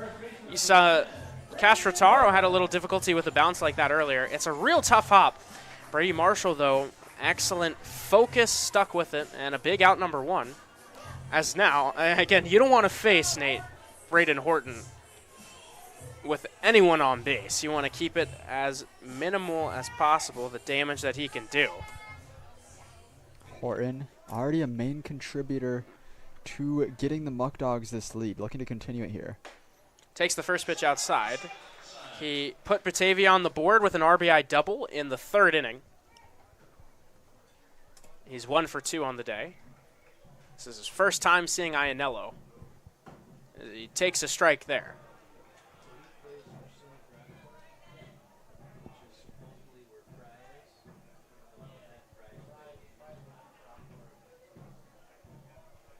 Comes the 1-1.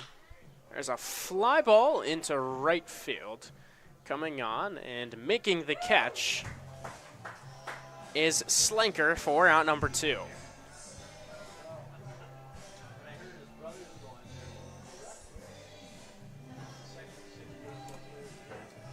Tyler Castrotaro try to spark a 2-out rally. He followed up Braden Horton's RBI double with a ribby single of his own in the bottom of the 3rd inning.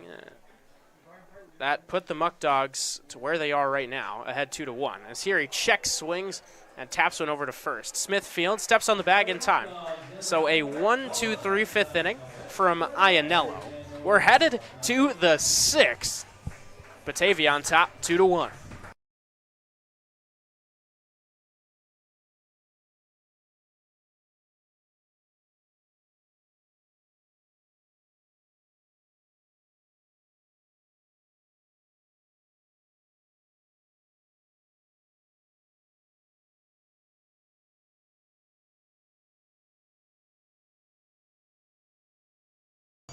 The Batavia Muckdogs would like to thank Alex's Place, Batavia Downs, Eli Fish, Ficarella's Pizza, Go Health New York, the Mental Health Association, Tiny Piney, Tompkins Bank of Castile, Rochester Regional Health, Whole Life Fitness, Farm Credit East, and the YMCA for their support of Muckdog Baseball. As you can see, the Kids Run here at Dwyer Stadium happens before the 6th inning, every single home contest. It's always a joy. Nate, where can people go to buy tickets to maybe have someone they know do the Kids Run at Dwyer Stadium? Make sure to call 585-524-2260 to get your tickets for a potential championship game for the Muckdogs as they lead 2-1, hoping to hold onto that lead. Be very, very exciting games for Batavia. Make sure to call once again 585-524-2260. And bring your family, bring your kids. Have them run on the field. Always a great time here at Dwyer Stadium. Don't want to miss out. A number so nice, we'll say it twice. That just shows you should call that number. Yeah, have some real family fun. It'll be 2, 3, and 4 in the Tarp Skunk order. So right here, this is a high leverage spot. When the game is ultimately decided, you very well could look at the 6th. That one is hit off the fists into left field. Castrotaro tried to make a stab at it, but it is through. So a leadoff single for Smith as Jacob Haynes will come to the plate.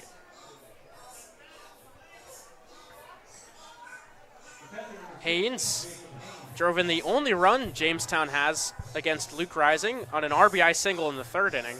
They've had base runners. They've got a run on 5 hits, 1 walk. They just haven't been able to get that big knock. First pitch from Luke Rising is cut on and missed. Once again, Rising found himself in a couple difficult situations in this game, allowing a base hit to the first batter of this 6th inning. Not in dire situation by any means here, and trying to avoid that. Breaking ball misses outside, evens the count at 1s. Rising could not believe the call on that one. Very upset with the umpire there. I believe it's, again, we saw it last night. Looks like Ethan Papasek throwing in the Muckdog bullpen. Hasn't pitched since June. Dealing with a wrist injury. 1-1 breaker, misses inside.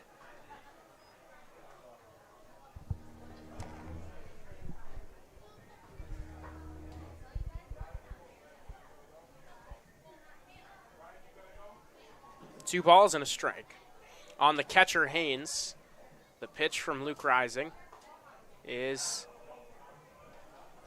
inside. 3 balls and a strike. Couple pitches here. Rising not too pleased with the umpire. Maybe it'll fire him up a little bit more than he already is. Very fiery player this game so far. 3-1 is up high for ball 4. The second free pass issued by Rising. Now 2 on with nobody out for the right fielder, Ben Slanker. As pitching coach Grant Bickham will go out and talk with Rising before the biggest AB of the night so far. The tying run in scoring position, Ben Slanker, a late addition to the Tarp Skunks, but all he's done is a hit to the tune of a 420 average, a 500 on base, a 600 slug, a home run and 16 RBIs, an OPS over 1,100 at Ohio University, in the spring. This isn't someone you play around with. Just some silly video game numbers since he's come to Jamestown this season. Tarp Skunks wouldn't want to have anybody else up in this spot other than Slinker. Well, we have this brief break. Let's take a look around the PGCBL. Let's see what's going on in the West. They're playing their division semifinals at the moment. Amsterdam leads Boonville 4-0. That game in the top of the 6th inning. Saugerties leads Utica 6-0. That game also in the top of the 4th. So the number 1 and 2 seeds both taking care of business out east. Now the focus on a huge moment. Luke Rising, Ben Slanker, power versus power. 2 guys on. The first pitch misses low for ball 1.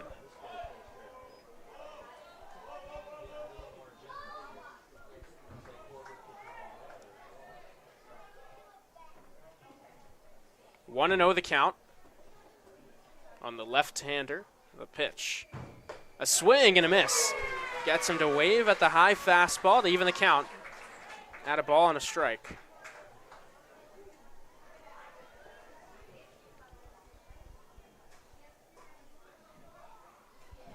One pitch. Popped him up on the infield. The catch is made by Tyler Castrataro for out number 1. A huge out number 1 at that. As he takes care of Slanker, it now brings up Justin Bremner. Doesn't get much easier here. Gets Slanker out, but with Bremner, 4 home runs on the season, hitting .322 with a .411 on-base percentage and a .470 slug. Last time out was 2 for 4 with an RBI, so another big bat here. Like I mentioned, 4 home runs on the year. Rising, looking for the second out of this critical spot.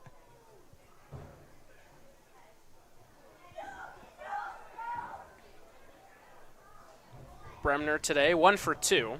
A single and a pop-up. This is his 3rd time seeing Luke Rising. He takes a fastball for strike 1.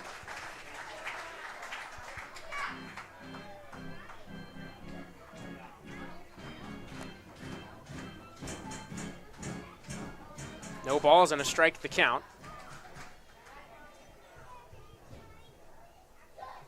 He looks back to second. Now coming home, the 0-1.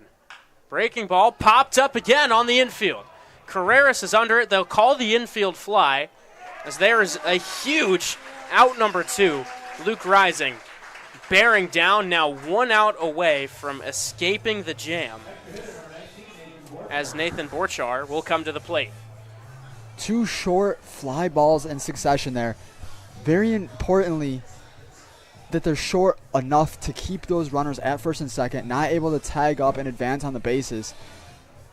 Looking to retire the inning here is Luke Rising. Rising, first pitch on its way. It is in there for strike 1. Borchar hitless on the day. The tying run at second, the go-ahead run at first base in Smith and Haynes. The 0-1 pitch is outside. Count even at a ball and a strike. If Luke Rising can get out of this, and really, it's just been the theme of the game so far. Pressure from Jamestown, but that pressure hasn't pushed over Rising. He's held his own. The 1-1.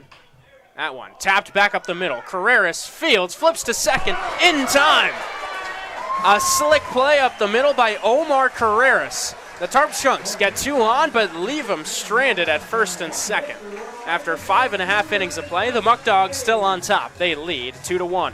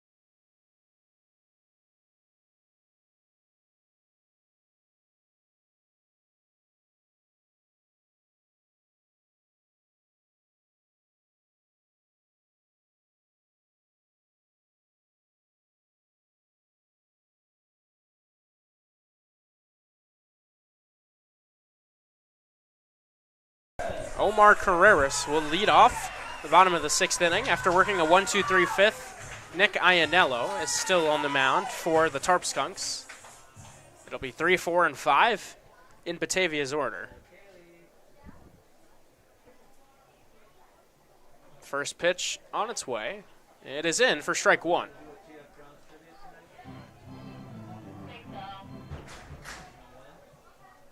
Score's been at 2-1 for quite a while now. Muckdogs trying to expand that lead.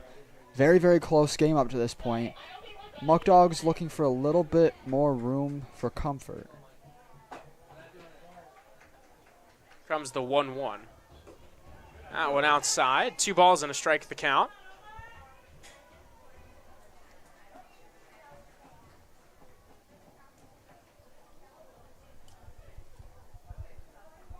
The pitch to Carreras. Popped up, first base side out of play.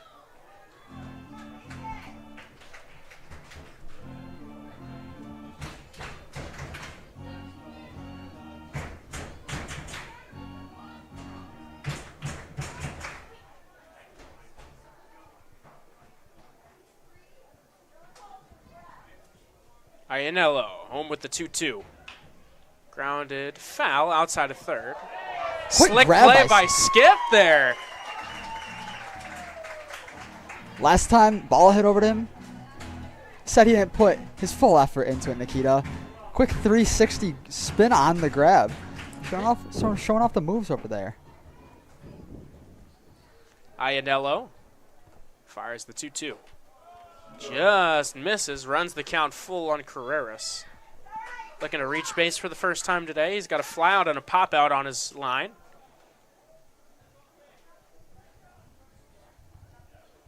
Here comes the 3-2. It hits him. Flush on Omar's back. He'll take first base. Could hear that one all the way up here in the booth, Nikita. That one had to have hurt a little. No ricochet or anything like that, just straight up on his back. As Cooper Fesh, the hit man of the game tonight, is still without a hit, looking for that knock here. The leadoff man on, a golden opportunity for the Muckdogs to put something together. As Tarp Skunk head coach Frank Jagoda will go out, talk with Iannello. There is some action in the Tarp Skunk bullpen. We'll see if that's all for the right-hander.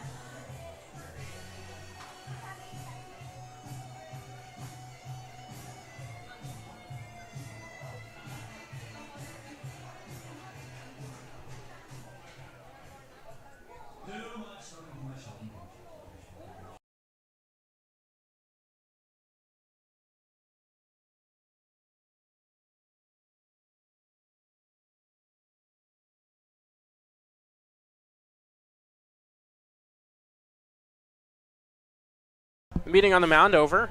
Iannello still in the ball game. Nate, I think this is a good matchup for Fesh. Honestly, I kind of thought he was going to pull him. We'll see if the move pays off. Iannello throws over, keeping Carreras honest at first base. So you say definitely an easier matchup at this at-bat than his first couple of times up. Started off lefty on lefty. A little bit easier here with the right-handed pitcher. He flashes bunt, gets it down. Smart play by Herman. He lets it go foul, so the count is 0-1. Very, very close to a perfectly executed bunt there from Fesh. Trying to catch him off guard. We'll see if they keep it back on. I would be surprised if they do have him bunt again here.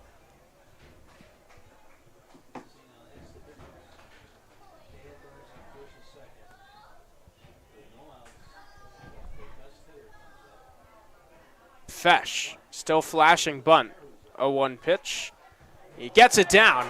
Fielded by Haynes. The throw to first is offline, and it goes down the right field line. They're waving home Carreras. He will score.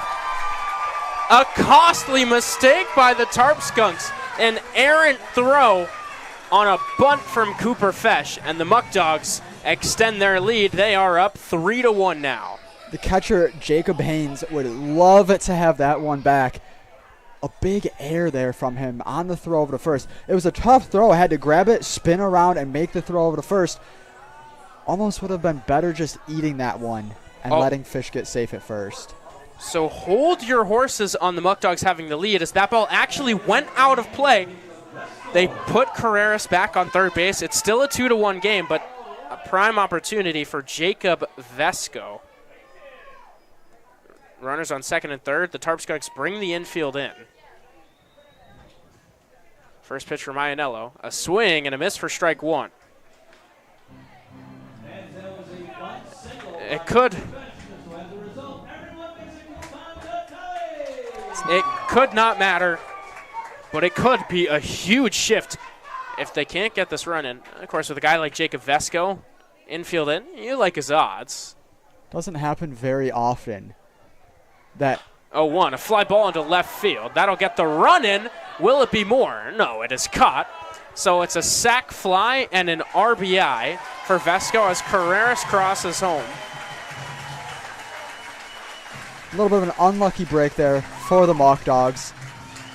Doesn't matter, though, as Vesco gets the ribby there. But as I was saying, Nikita, not very often that a worse throw actually ends up benefiting you. If that throw would have been a little bit closer, would have brought in the run. But nonetheless, Muckdogs still get that third run coming in. With Espinal coming to the plate, they will pull Iannello. Looks like they'll call on a left-hander in relief. Oh, the new man warms up. We'll step aside. The Muckdogs have added another run here in the bottom of the sixth inning. They are on top, 3-1.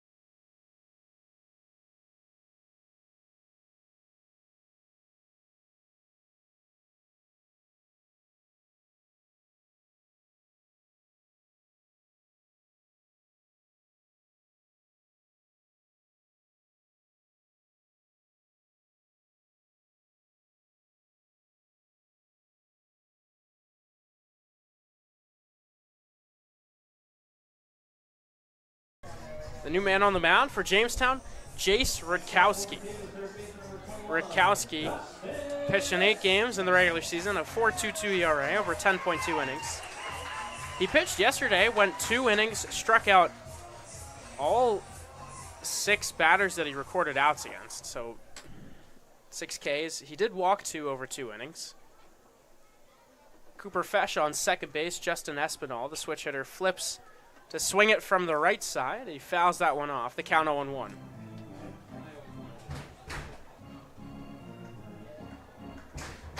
Rutkowski pitched against the Muckdogs on June 20th. Pitched 2 innings, allowed a run, but it was unearned. Struck out 3, walked 2.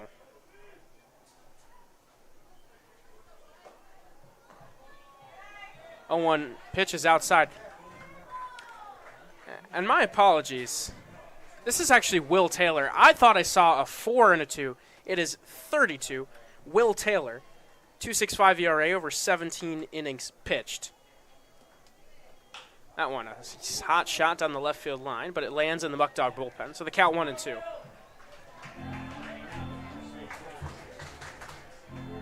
Taylor pitched on the 25th, so that makes more sense. Rutkowski threw 2 innings last night.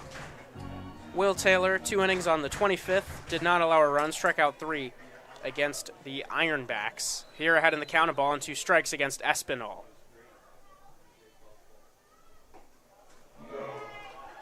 Espinal, the base hit his last time up, 1 for 2 on the night now. Mentioned it a couple times, a big bat here for the Muckdogs. Very capable of bringing in Fesh. 2 balls, 2 strikes. Pitch on its way. Swing and a miss, strike 3. Gets him on the heater for out number 2.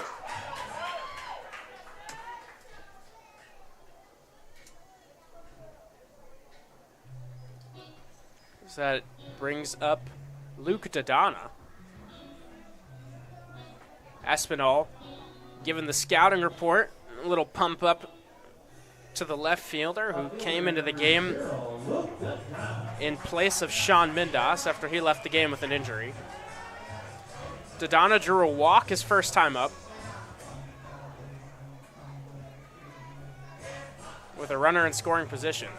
Great opportunity to pad the Muckdog lead. They've already brought 1 run home here in the bottom of the 6th inning, looking for number 2. First pitch from Taylor is fouled back.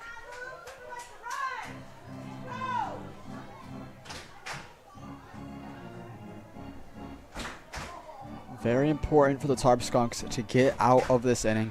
Don't want to let that balloon or let that lead balloon anymore here for the Muckdogs.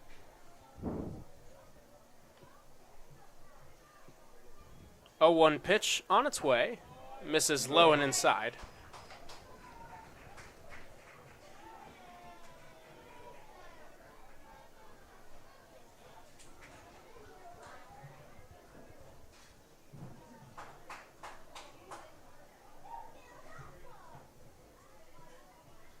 One and 1 to count on Dodonna. There's a strike on the inside corner.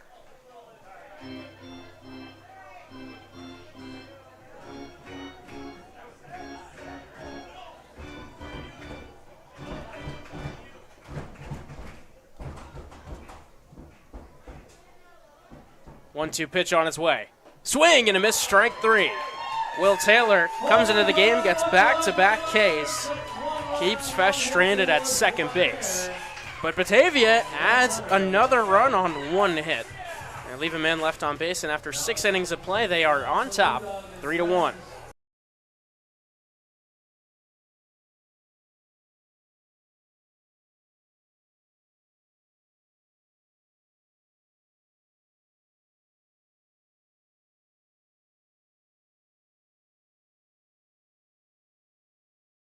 People always ask me, Sophia, how do you change a tire? I don't know. I don't know how to change a tire. And my name's Bella. But I do know where you can get great food and good times at Tully's in Batavia at 522 East Main Street. Look out for coupons at the next Muckdogs home game. And go Dogs! Did you know that 15 minutes can save you 15% or more on car insurance with Geico? Yeah, but did you know that Dewey's favorite snack is popcorn from the Batavia Muckdogs?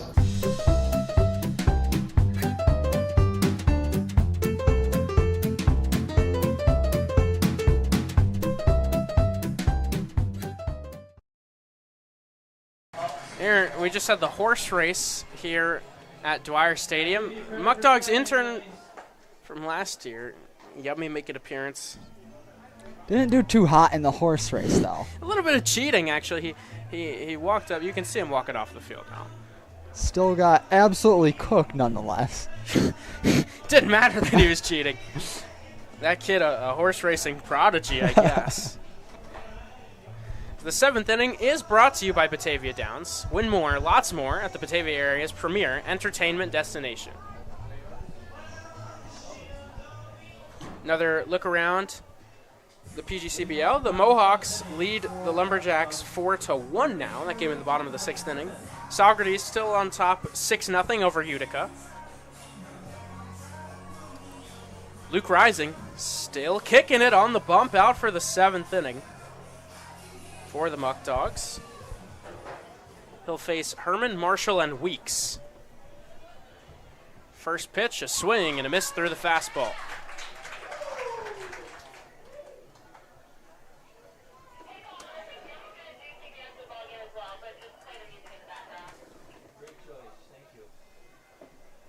Oh, 1. Cut on and missed again.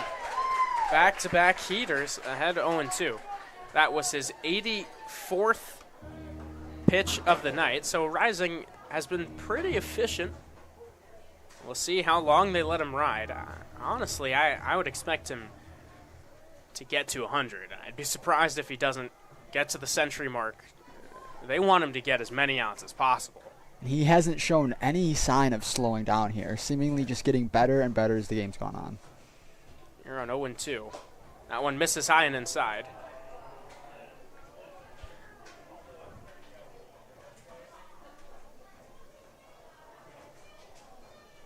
The ball on 2 strikes the count.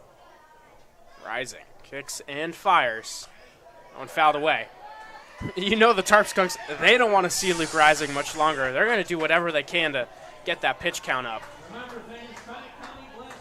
They've still got time, but look, that runs out quick. They've got 9 outs to work with still, so plenty of ball game, but got to start scoring soon. The 1-2 breaking ball misses low and outside. And you really have to applaud this Muckdogs defense so far in this game. At the beginning of the game, we talked a lot about how high-powered of an offense the Tarp Skunks have, and up to this point, only 1 run allowed. Breaking ball is in for strike 3. Beautiful front door slider by Luke Rising. He freezes Blake Herman for out number 1. That is the 5th K of the day for Rising, and it brings up Brady Marshall.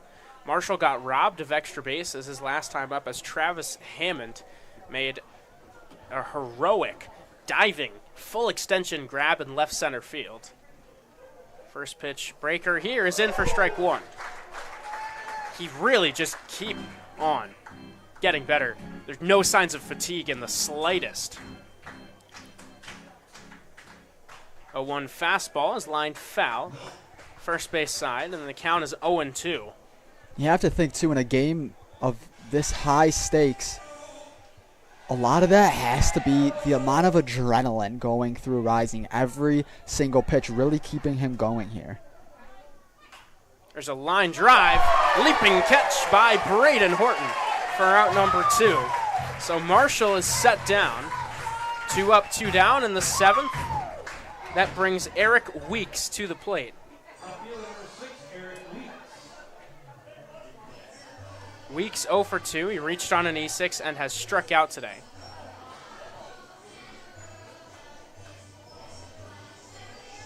At this point, the Tarp Skunks just trying to extend this inning and increase that pitch count.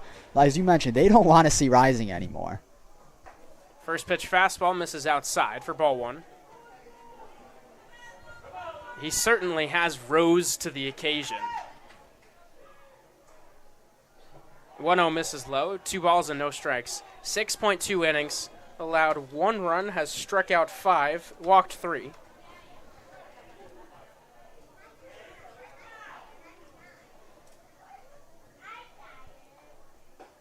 Breaking ball is a called strike, so 2-1 on Weeks.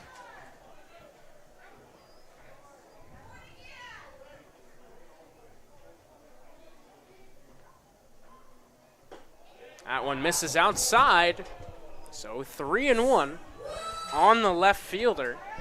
The crowd here wanted that one. Now Weeks in the driver's seat. Dom Costello waits on deck. Swing and a miss. That one up and inside. May have been ball 4, but Weeks caught fishing. It runs the count full.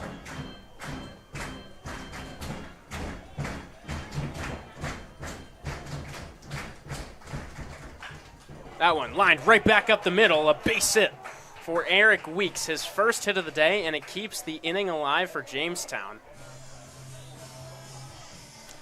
Exactly what they needed, a deep count, a hit, so now Rising will have to throw more pitches. Another strikeout would have been killer there for the Tarp Skunks. We keep stressing the dominance of Rising. As there's going to be a meeting on the mound, Skip Martinez. Skip is calling to the pen, and it is going to be Ethan Papasek. Papasek has not pitched in over a month.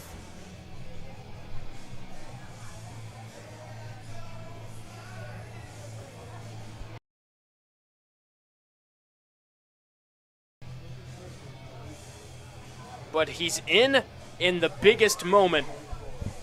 A dog coming on with 2 outs, 1 on in the top of the 7th inning. As Luke Rising exits to a standing ovation. And man, does he deserve it. He's been the ace all season long. And in the biggest game of the summer, he has shoved 6.2 innings. 1 run allowed. He exits in line for the win as the Muckdogs on top, 3-1. We'll let Papasek warm up. Some big-time baseball, late innings when we return.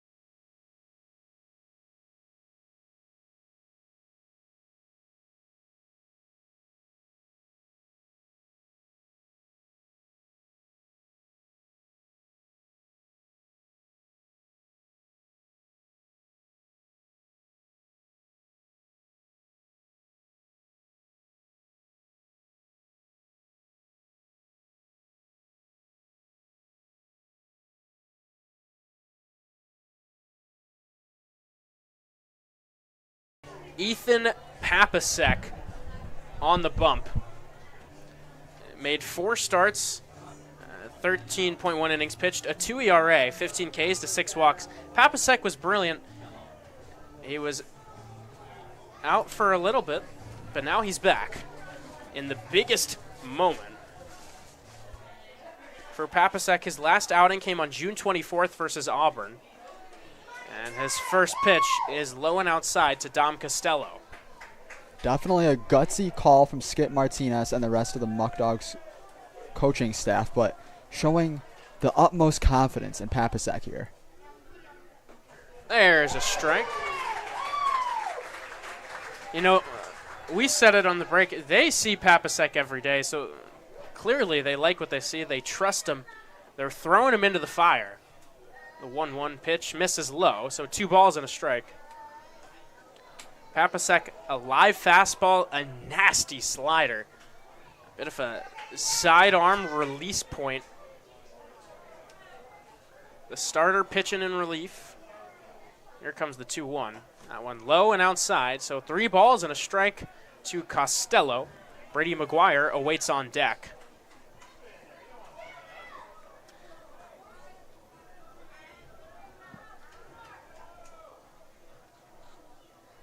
.3-1 pitch is in for strike 2. Pumps in a fastball. Runs the count full, so Eric Weeks will be off on the pitch. Costello trying to flip it over here. The Tarp Skunks really open to scratch a run, cut into that 2-run deficit here in the 7th inning. The payoff on its way. Swing and a miss, strike 3. He gets him on the slider, and he is amped. He is roaring coming off of that mound as the Muckdogs keep their 3-1 lead.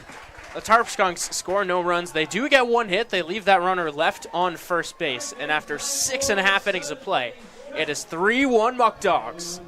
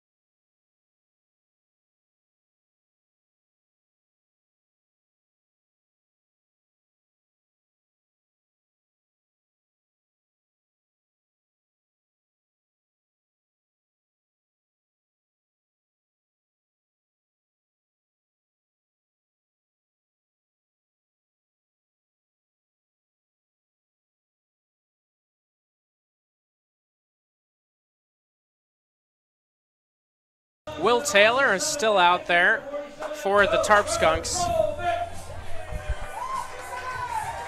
as he will face the bottom of the Muckdog order, 8, 9, and 1, beginning with Cooper Romick.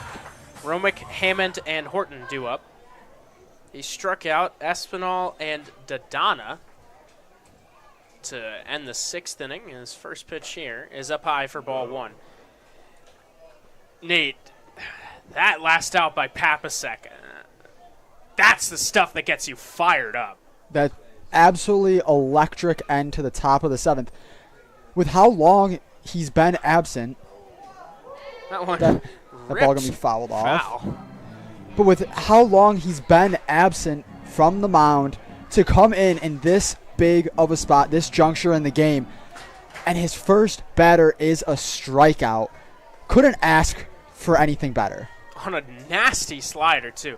That thing breaks a ton. 1-1 pitch is high and outside.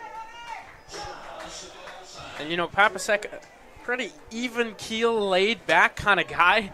He was screaming off of that mound. And the entire Muckdogs dugout was right there with him. You have to think how happy the Muckdogs entire team is to see Papasek get this opportunity and take advantage of it. That fastball hits the outside corner. The count 2-2 on Romick.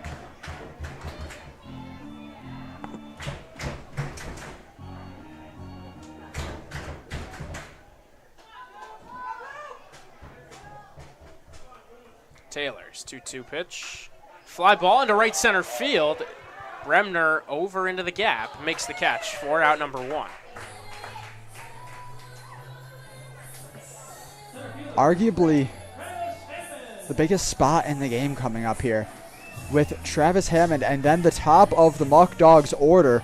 Only one out here. Muckdogs leading 2-1. Looking to expand the lead, and no better time to do it than right here. Travis Hammond is 0 for 2 today. Made a huge contribution in the field. A diving catch in left center field to save a run. That first pitch misses outside for ball 1.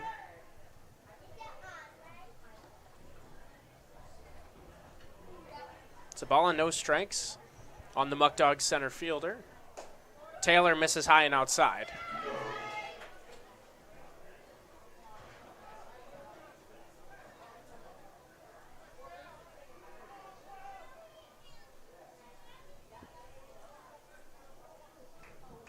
Now on 2-0. That one popped foul. First base side out of play.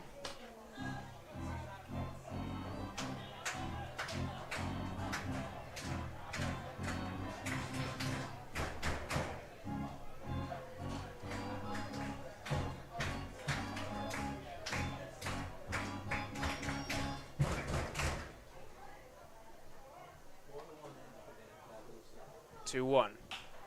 A high fly ball into left field, chasing it towards the line. Unable to make the grab is Eric Weeks. He pulled up, the ball landed just next to him. Had to go a long way for that one. Ultimately, it's strike 2. The count is even. Taylor versus Hammond. I don't blame Weeks one bit for lighting up over there. That fence isn't going to move when you hit it. That one would have hurt. And the way he was running, I think he would have flipped straight over.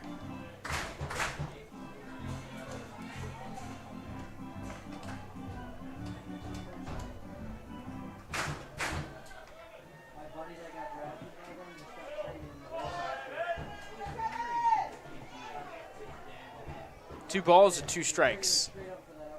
Pitch on its way. Breaking ball misses outside, runs the count full.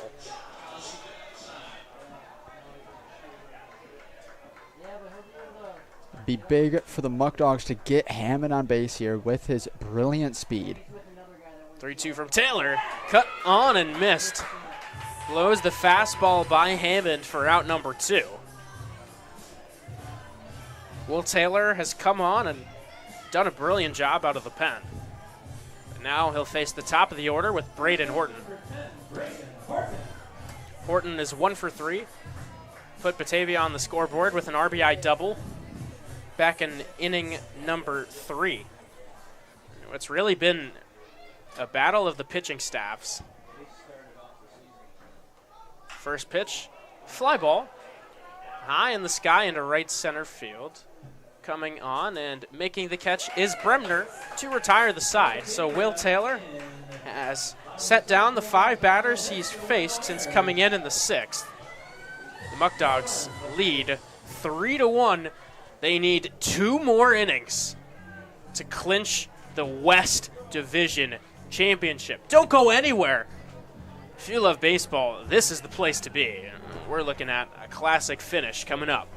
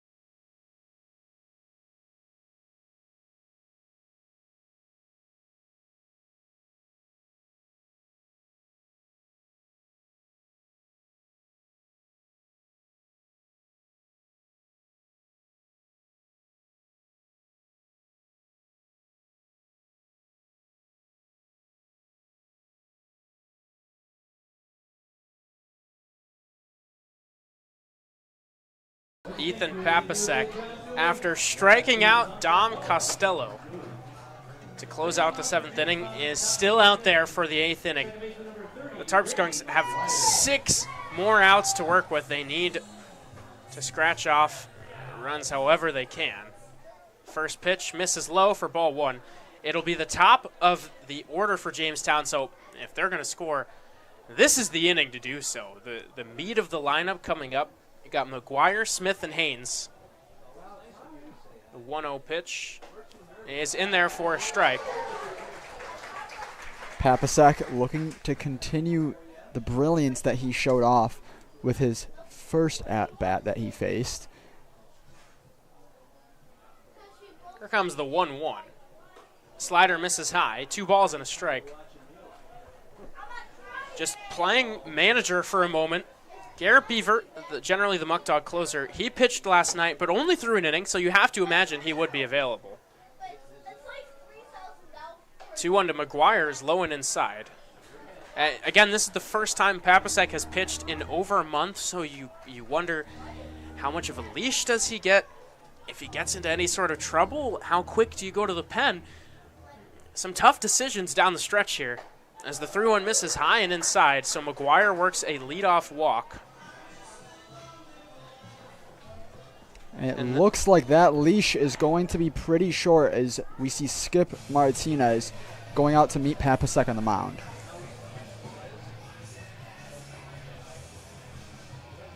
Cannot see yet who it is. They are going to Eric Woodley. Wow. Eric Woodley is going to be called on. We'll see if they're using him for an inning or if he's going to try to close this game out. This is unbelievable. Don't go anywhere, Muckdog fans.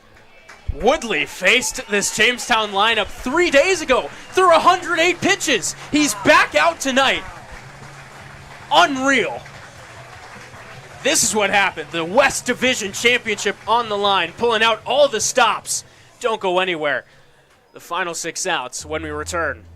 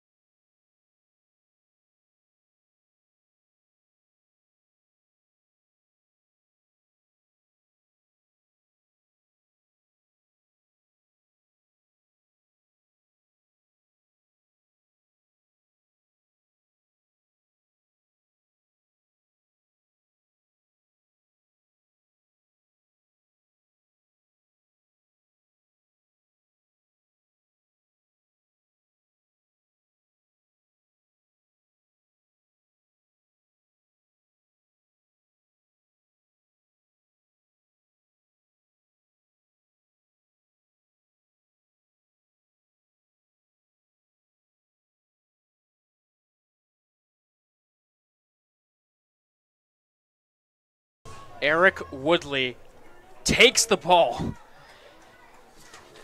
A surprise up here in the booth. He has been nails. We'll show his numbers on the season after the first pitch comes home to Nolan Smith. First pitch, fastball in there for strike one. Woodley pitched to a 3.28 ERA over 35.2 innings in 14 games, 34 Ks to 13 walks. And he pitched 8 innings against these Tarp Skunks 3 days ago on Sunday to punch the Muckdogs spot as the 1 seed in the West. The reason this game is here right now, in large part due to the performance by Woodley out of the bullpen. We were shocked up here in the box when we saw Woodley coming out to the mound, just given how many innings, how many pitches he threw the other day.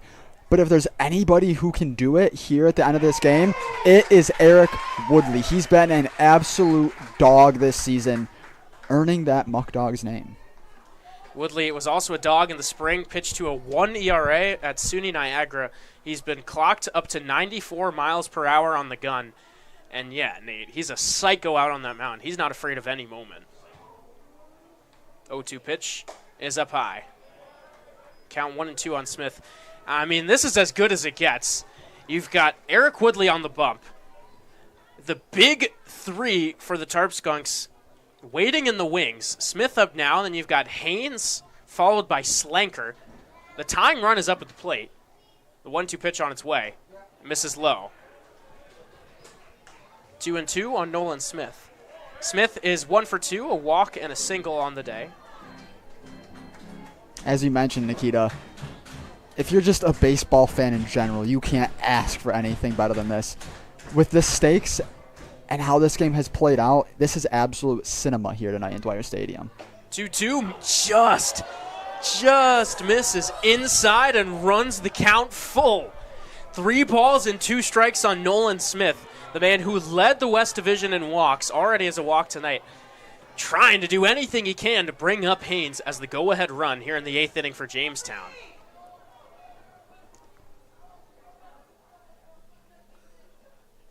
Here comes the 3-2. Up high for ball 4. A gutsy AB from Nolan Smith. He bounces back in the count, works a walk, and now Jacob Haynes is up as the go-ahead run. The man who swatted 5 home runs this season for the Tarp Skunks, had a slug up near 600. This is someone you have to tread lightly with. He's 1 for 2, hit an RBI single back in the 3rd inning. They've got Espinal and Horton in on the grass. Would be surprised, though, Nate, to see a bunt here from Haynes. As Woodley looks back to second. Now I'll come to the plate. First pitch is in there for strike 1.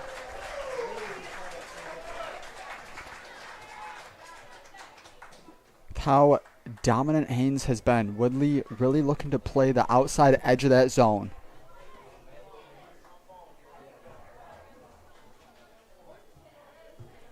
No balls and a strike. Woodley checks in on McGuire. Takes a second look. Now coming to the plate. That one misses outside. The count is even at 1-1. Nate, if Eric Woodley can pull this off, this would be Madison Bumgarner-esque stuff of legend. You just don't see situations like this all that often, but he's in a tough spot. As it's the meat of the Tarp Skunk order. 2 runners already on base. The count is even to Haynes. The pitch from Woodley. A swing and a pop-up. Third base side, Espinal makes the catch for a huge out number 1. Jacob Haynes set down Ben Slinker to the dish. And how important was it for Woodley to get that first out? But that wasn't just any ordinary out. As we mentioned, Haynes, one of the best hitters in all of the PGBCL. Critical out there for the Muckdogs. Ben Slinker, no slouch himself. A big bat at the plate. First pitch from Woodley is in there for strike 1. And the crowd is really getting into it now. They can feel the intensity of the moment. Eric Woodley, he's a killer out on that mound. He wants this. He needs this. I'm sure he told Skip that he has to be in the game in this spot. The 0-1 pitch is in there for strike 2. Eric Woodley looking for the K to keep the runners at bay at first and second. Just get 1 out closer to somehow navigating out of this jam.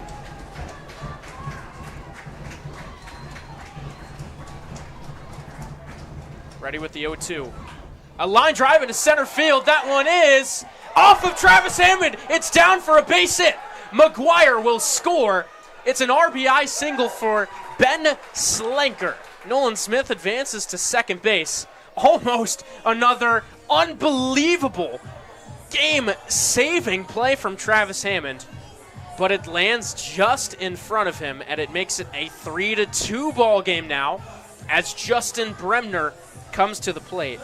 I think that catch would have topped his first one, Nikita. That would have been an absolutely incredible play. But just barely can't get there. Tarp Skunks cut into the lead. It's the second hit of the day for Slinker. Justin Bremner takes the first pitch high for ball 1. Looking out, someone is up in the Muckdog bullpen. I believe it's Garrett Beaver, but I can't say that with 100% certainty. It is. I can confirm now. A ball and no strikes, the count on the Tarp Skunk center fielder. Woodley looks back to second, now comes home, and pumps in strike 1. And you brought up the crowd, Nikita. When that count was at 0-2, you could feel the box shaking up here with the excitement of the fans. And that's why that last game of the regular season mattered so much with the Muckdogs getting home field advantage, getting that energy from the crowd. 1-1 pitch from Woodley. Swing and a foul tip into the glove for strike 2. Now 1 strike away from a huge second out here in the 8th. Nathan Borchar awaits on deck.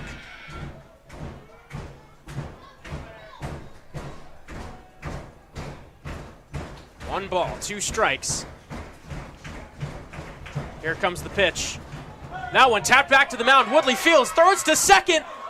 It's offline, but Omar Carreras makes a great play. Stays on the ball of his feet, reaches out, snares it, and puts the tag on Slanker. A huge out number 2, as that ball very nearly was sailed into center field and would have tied the game. And now runners on the corners with 2 down, as Nathan Borchar will come to the plate. Woodley was looking for the double play, but as you mentioned, Omar Carreras making maybe the play of the night up to this point, holding that runner at third, keeping the score 3-2, as Eric Woodley looks for his 3rd out of the bottom of the 8th. 3 balls. Excuse me, top of the 8th. 3-2 ball game. First pitch. They say that Borchar went. He chases through the high heater. The count, no balls and a strike to the Tarp Skunk extra hitter.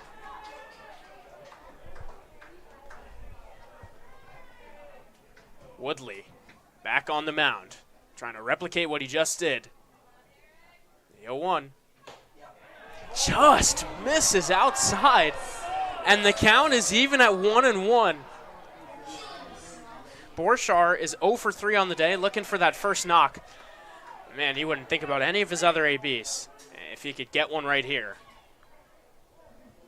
Changed the entire perspective on his night so far. Here comes the 1-1. It's outside for ball 2. Borchar ahead in the count, 2 balls and a strike.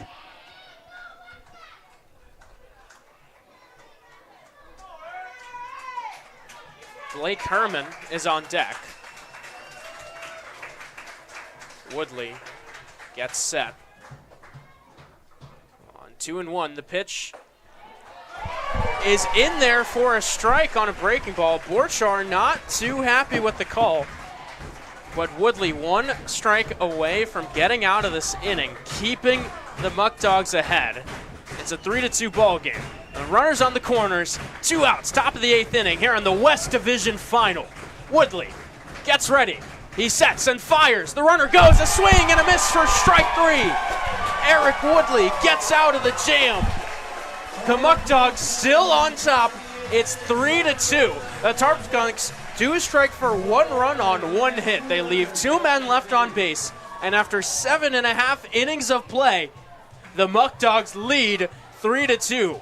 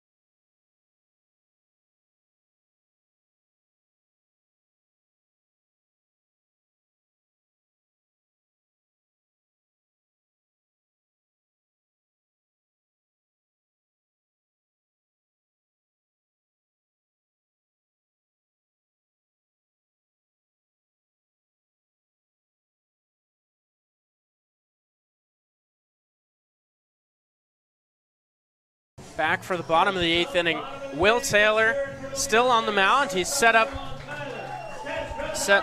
down the first 5 that he's faced.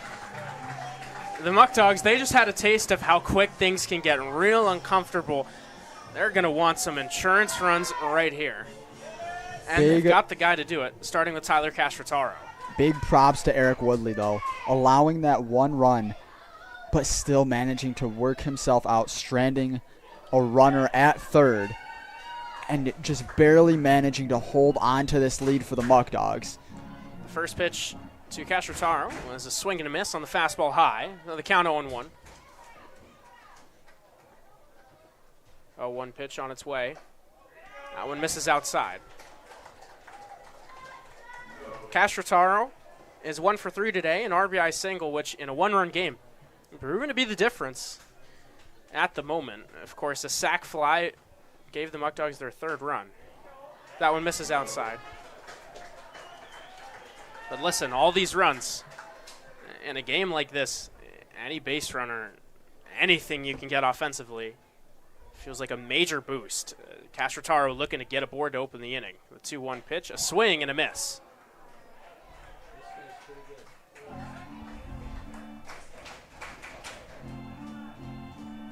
Can't stress enough how great Will Taylor has been since coming into the game. The Muckdogs had gained some momentum, and Will Taylor shut that down.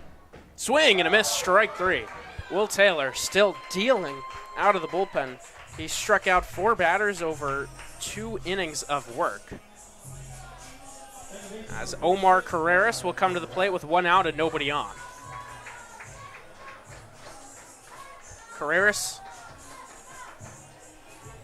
is 0 for 2 today. He got hit by a pitch his last time up. His first time seeing Taylor. First pitch is outside.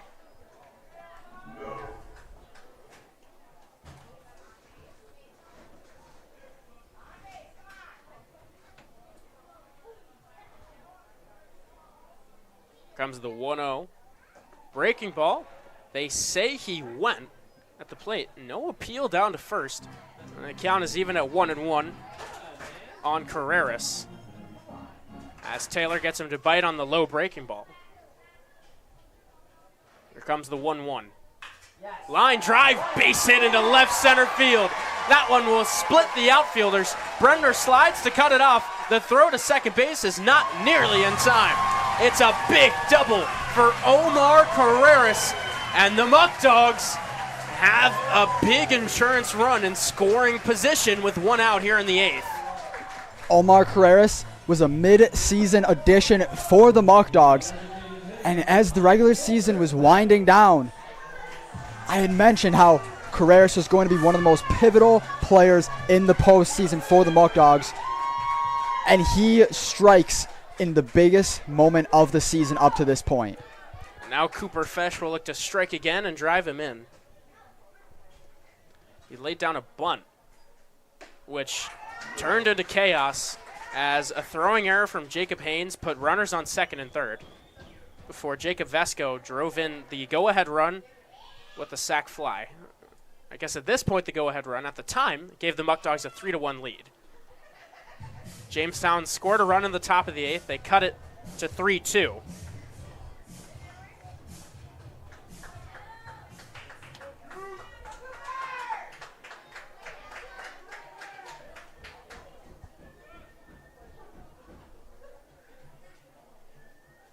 The 1-0 pitch, swing and a miss on the breaking ball. The count is even at 1.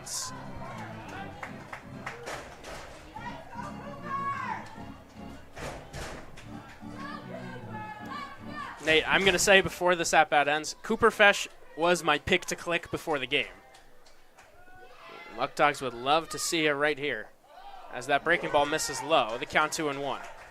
With how hot he's been as of late, I'm sure all Muckdogs fans have complete confidence in Cooper Fesh to make something happen here. 2 balls and a strike. Taylor looks back to second, now will come home. The pitch is low and outside. The count 3-1.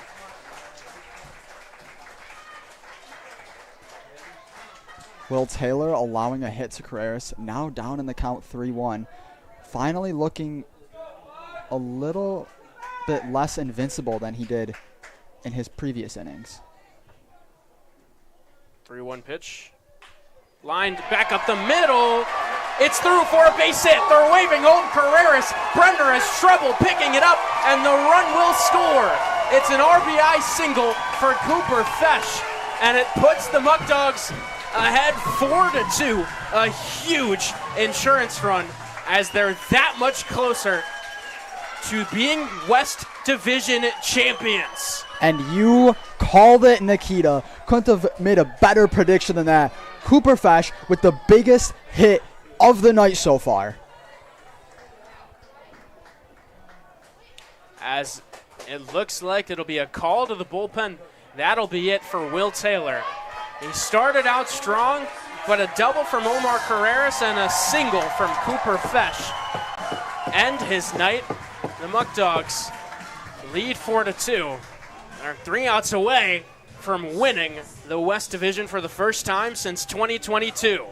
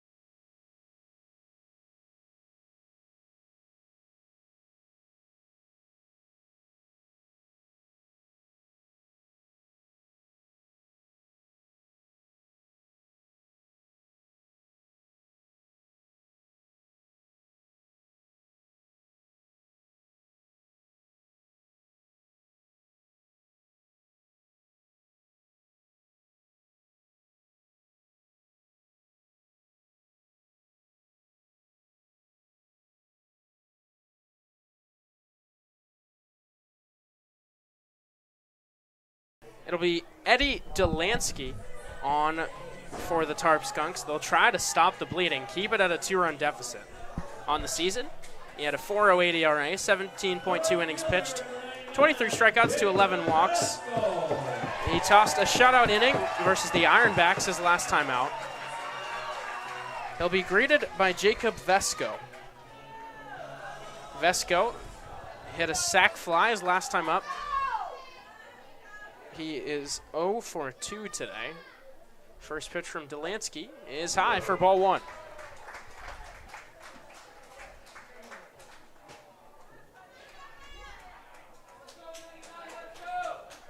And the pressure is on here for Delansky. Needs to get out of this inning, top of this inning, as quick as he possibly can. There is a strike on the breaking ball, so the count even at 1's on Vesco.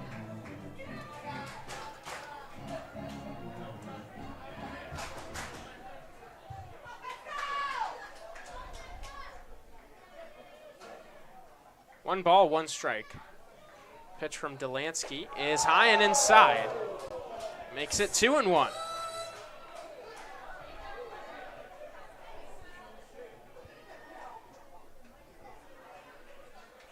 Vasco been patient in this at-bat up to this point. 2 balls and a strike. The pitch on its way. It hits him. Breaking ball did not break. It stays where it is and hits Jacob Vesco on the back. It puts runners on first and second here in the bottom of the 8th inning for Justin Espinal. Could turn out to be a costly play there for Delansky, putting Fesh in scoring position with Espinal up to bat. Espinal looking to increase this lead further for the Batavia Muckdogs.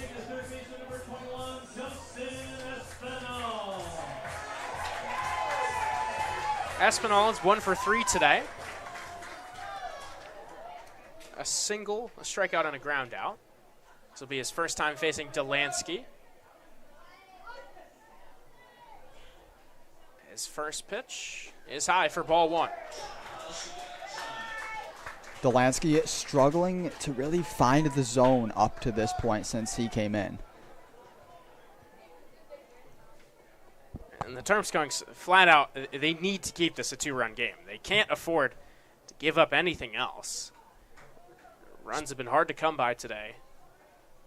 It's the 1-0 pitch. A swing and a miss. Count even a 1-1.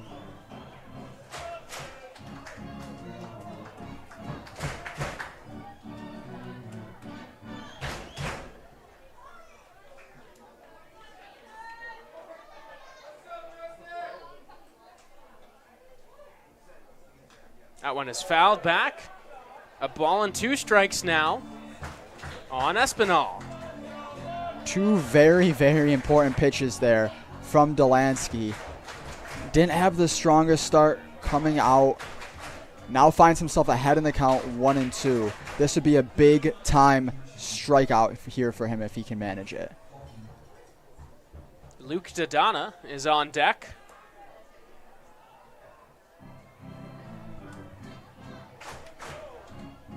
After blowing a lead in the West Division final last year, Justin Espinal, again, the third-year Muck Dog, he knows no lead is safe. He's going to do whatever it takes to add on. Behind in the count, 1-2. Eddie Delansky looks back at Fesh. Now will come to the plate. Breaking ball, clips the outside corner for strike 3. That'll set down Justin Espinal for out number 2.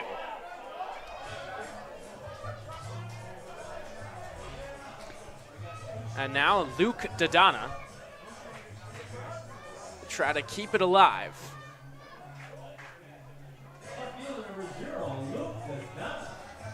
Talked about Espinal coming back for his 3rd year. There's a lot of veteran presence in this Muck Dogs lineup tonight. And again, they blew the lead last year. You can't even imagine how bad they want to close out this game and win the West Division for their first time. First pitch from Delansky is fouled back by Dodonna. The count 0-1.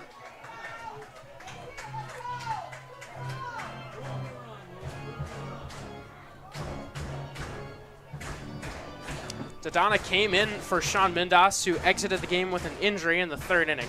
He's 0 for 1, a walk and a strikeout.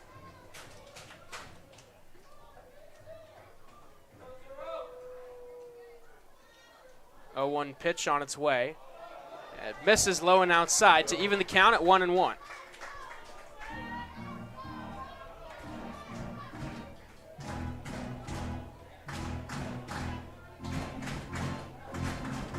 Once again, the crowd here in Dwyer Stadium really getting into it right now, trying to give the Muck Dogs the edge they need to close out this game.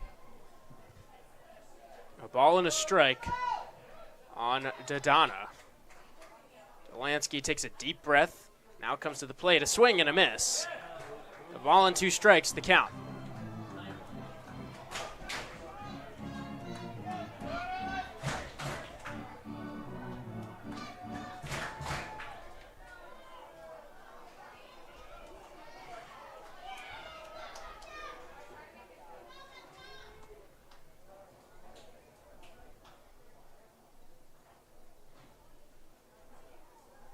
One-two pitch on its way. A swing and a miss, strike 3.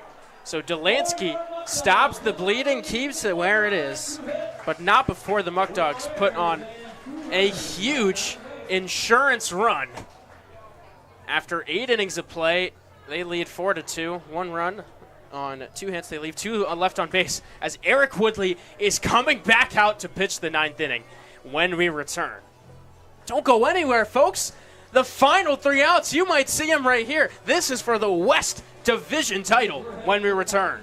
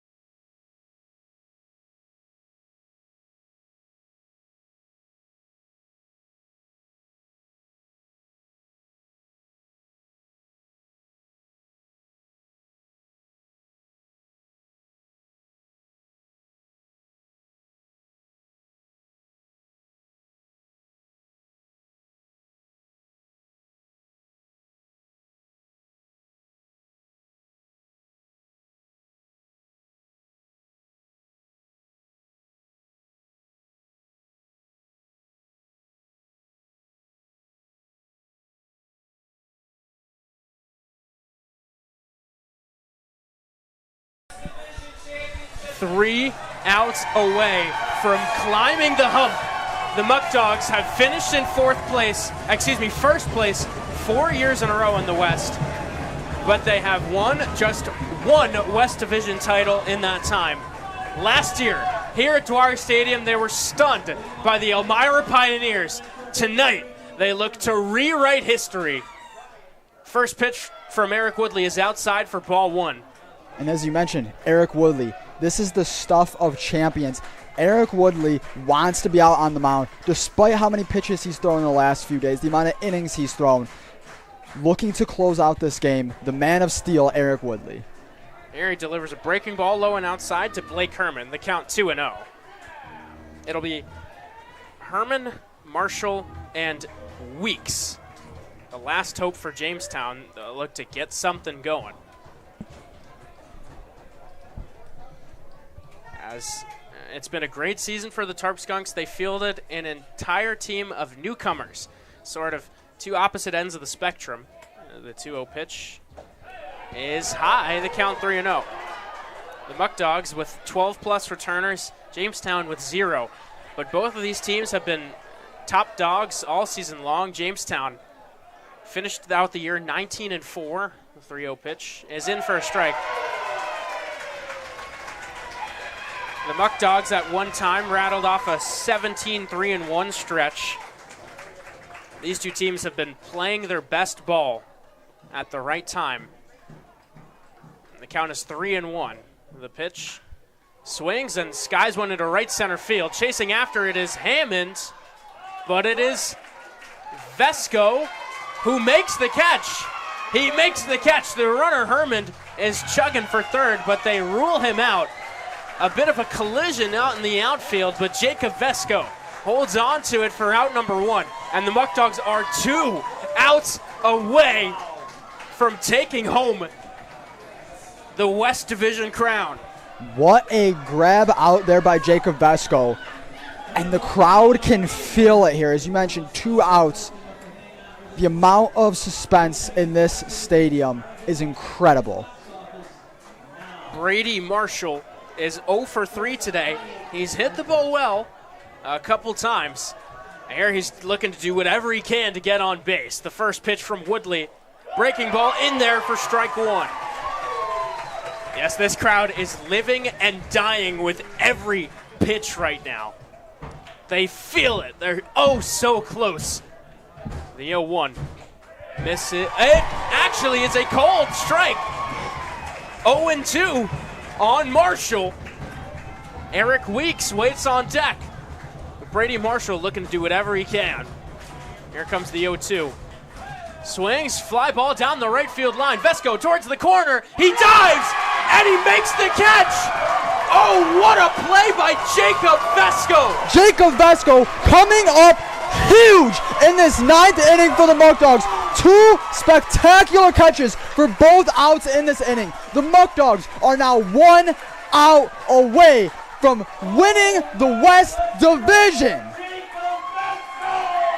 As the crowd gives Vesco a standing ovation, and it is well deserved. 2 incredibly athletic plays here in the 9th. As now the final hope for the Tarp Skunks is Eric Weeks. Weeks singled his last time up. He's looking to do whatever he can to bring the tying run up to the plate here in the 9th inning. First pitch from Woodley. A fly ball into left field. It sends back to Donna. He turns around, and it's down. It's down for a base hit. It goes to the wall. It's a double for Eric Weeks. So hold your horses. The tying run will come to the plate here in the 9th inning. Luke Dodonna almost made the 3rd spectacular grab of the inning to close out the ball game, but it's not done yet. Still just 1 out away from winning the West are the Muckdogs. The last man standing between them and victory, Dom Costello. Costello 0 for 3 today. If you're Eric Woodley, you're looking to get Costello out here with the top of the order coming up next for the Tarp Skunks. Do not want to see anyone else. McGuire waits on deck, and they want Costello. Tarp Skunks have hit the ball pretty well. Of course, to start the inning, Herman gave one a ride into the right center gap. Vesco made the grab there while tumbling to the ground. Then Vesco made a full-out diving grab to rob Brady Marshall of a hit. And of course, the double there from Eric Weeks. It's still just 1 out away are the Muckdogs. Costello waiting. The first pitch is in there for strike one. Every pitch now, oh so important for both teams. Eric Woodley looking for the last out of the game. 0-1 pitch. Gets away. But Weeks, it doesn't really matter if he's at second or third. He wisely stays put where he is. The count is even at ones on the designated hitter. Good play by Cooper Romick there, not allowing the base runner to advance. 1 ball, 1 strike. 2 outs here in the top of the 9th inning. The Muckdogs 1 out away from winning the West. The 1-1 from Woodley is in there for strike 2. And now they are 1 strike away. The crowd rises to their feet. Woodley peeks in for the sign. After 2 years of heartbreak, trying to right the ship, Woodley kicks, fires. The 1-2 is grounded right into the Muckdog dugout. They all jump away. A lot of the fans here thought that was strike 3. Yeah, they're going to be jumping for any pitch. 1 ball, 2 strikes, 2 outs here in the top of the 9th inning. Dom Costello trying to keep Jamestown's season alive. Woodley checks back at second. Now will come home. The pitch is fouled off. They'll do it again. He's not making it easy. Toying with the hearts of the Muckdog fans here as they are antsy for that final out. With yet another 1-2 pitch coming. Dom Costello fighting for the Tarp Skunks playoff life here.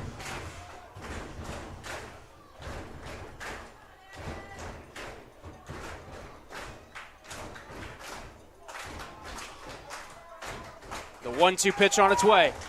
Grounded to third. It's a foul ball. It's ruled a foul ball. That was a very, very close call there, Nikita. Down the third base line. From the naked eye, looked like it might have been on the other side of the bag, but this count's still 1-2 on Costello. He's fighting, battling. Eric Woodley, he will accept nothing else but victory. The ultimate competitor. Looking to close it out as the crowd clapping in unison. The 1-2 pitch on its way. That's fouled away again. Third base side. Costello is not going down without a fight here. A number of foul balls.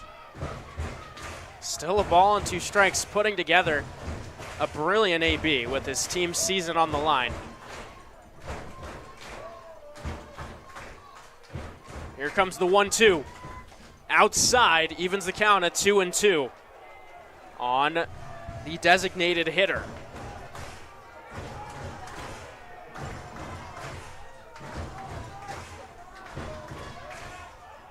Two balls, 2 strikes, 2 outs here in the top of the 9th inning. The 2-2 pitch is outside. It runs the count full. On deck is the Tarp Skunks leadoff hitter in the form of Brady McGuire.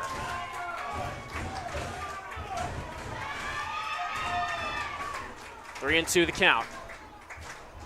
Woodley looks back to second. Takes a deep breath. They'll call time before the 3-2.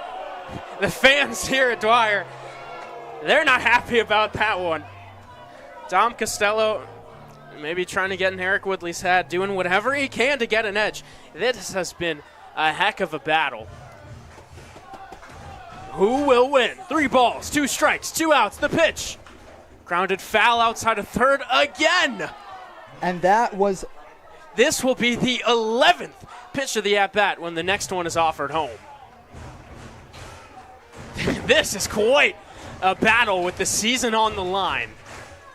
3 balls and 2 strikes. They'll do it again. The payoff. Line drive back up the middle. It's down for a base hit. They'll hold the runner Weeks at third. Dom Costello just refused to die. He wins the 11-pitch AB as Grant Bickham will go out and talk to Eric Woodley. The Muckdogs still 1 out away from securing victory. But now the tying run is on base for Jamestown. And you really can't give enough credit there to Dom Costello. Fell down 0-2 early in that count. Fought his way all the way back, making it full, and then hits that line drive into center field to keep this ball game going. That was ice cold by Costello. And now Eric Woodley will face Brady McGuire at the top of this Tarp Skunks order. A tough task just got a little bit tougher, Nikita.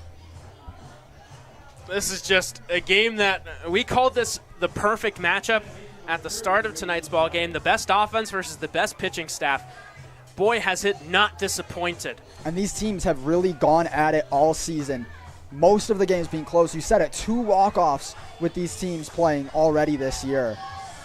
Always a great matchup, and that's shown here tonight. Brady McGuire, the last hope for Jamestown.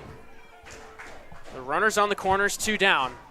Woodley's first pitch is in there for strike 1. Great way to start this at-bat for Eric Woodley. No balls and a strike. The tying run is on base.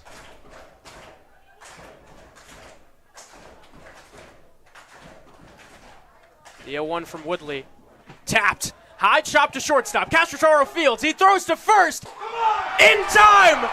Ball game over. The Muckdogs, for the first time since 2022, are West Division champions. They climb the hill. They have a date with destiny on Friday night as they beat Jamestown 4-2. What a ball game this was tonight, and what a job by Eric Woodley, coming in on 3 days rest, throwing 108 pitches. He tosses the final 6 outs. They didn't make it easy, but Woodley gets it done, and the Muckdogs are 2 wins away from winning the PGCBL. Nate, what a game. Couldn't have asked for a better game. The season has been absolutely incredible for the Muckdogs as they win this one 4-3. A lot of tension down the stretch, Nikita, but the Muckdogs find their way to come out on top on the back of Eric Woodley, the stud for the Muckdogs. And the celebration begins as we have just won the West Division. So many players to give some love. How about Jacob Vesco? 2 ice-cold web gems in right field in the 9th inning. The Tarp Skunks put some hits together. They were putting good order on the ball. That very well could be the difference in the game. The diving catch to rob Brady Marshall of a hit. The sprawled out grab to rob Blake Herman of a hit. Just incredible performance. Defense ended up very well. It could have been the difference in the game. The throwing error by Jamestown gave the Muckdogs a run. The web gems. Travis Heyman saved a run. Vesco saved a run. The pitching, incredible. All around, phenomenal.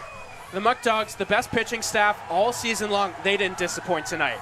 Not one bit, Nikita.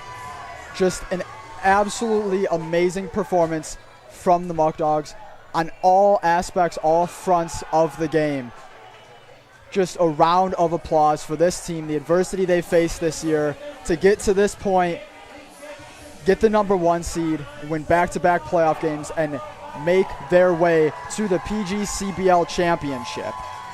The Muckdogs will play again on Friday, still to be determined whether that will be home or on the road. What we do know, there will be a game on Friday, and then a doubleheader if necessary on Saturday. The finals are a best 2 out of 3 series. The Muckdogs will play the winner of the East Division final, which will take place tomorrow. The Mohawks beat the Lumberjacks 4-3, so Amsterdam has punched their ticket to the final. Socrates leads the Utica Blue Sox 6-4 at the moment, so if that holds, they'll play the winner of Amsterdam versus Socrates. We thank you all for tuning in to this brilliant West Division final matchup.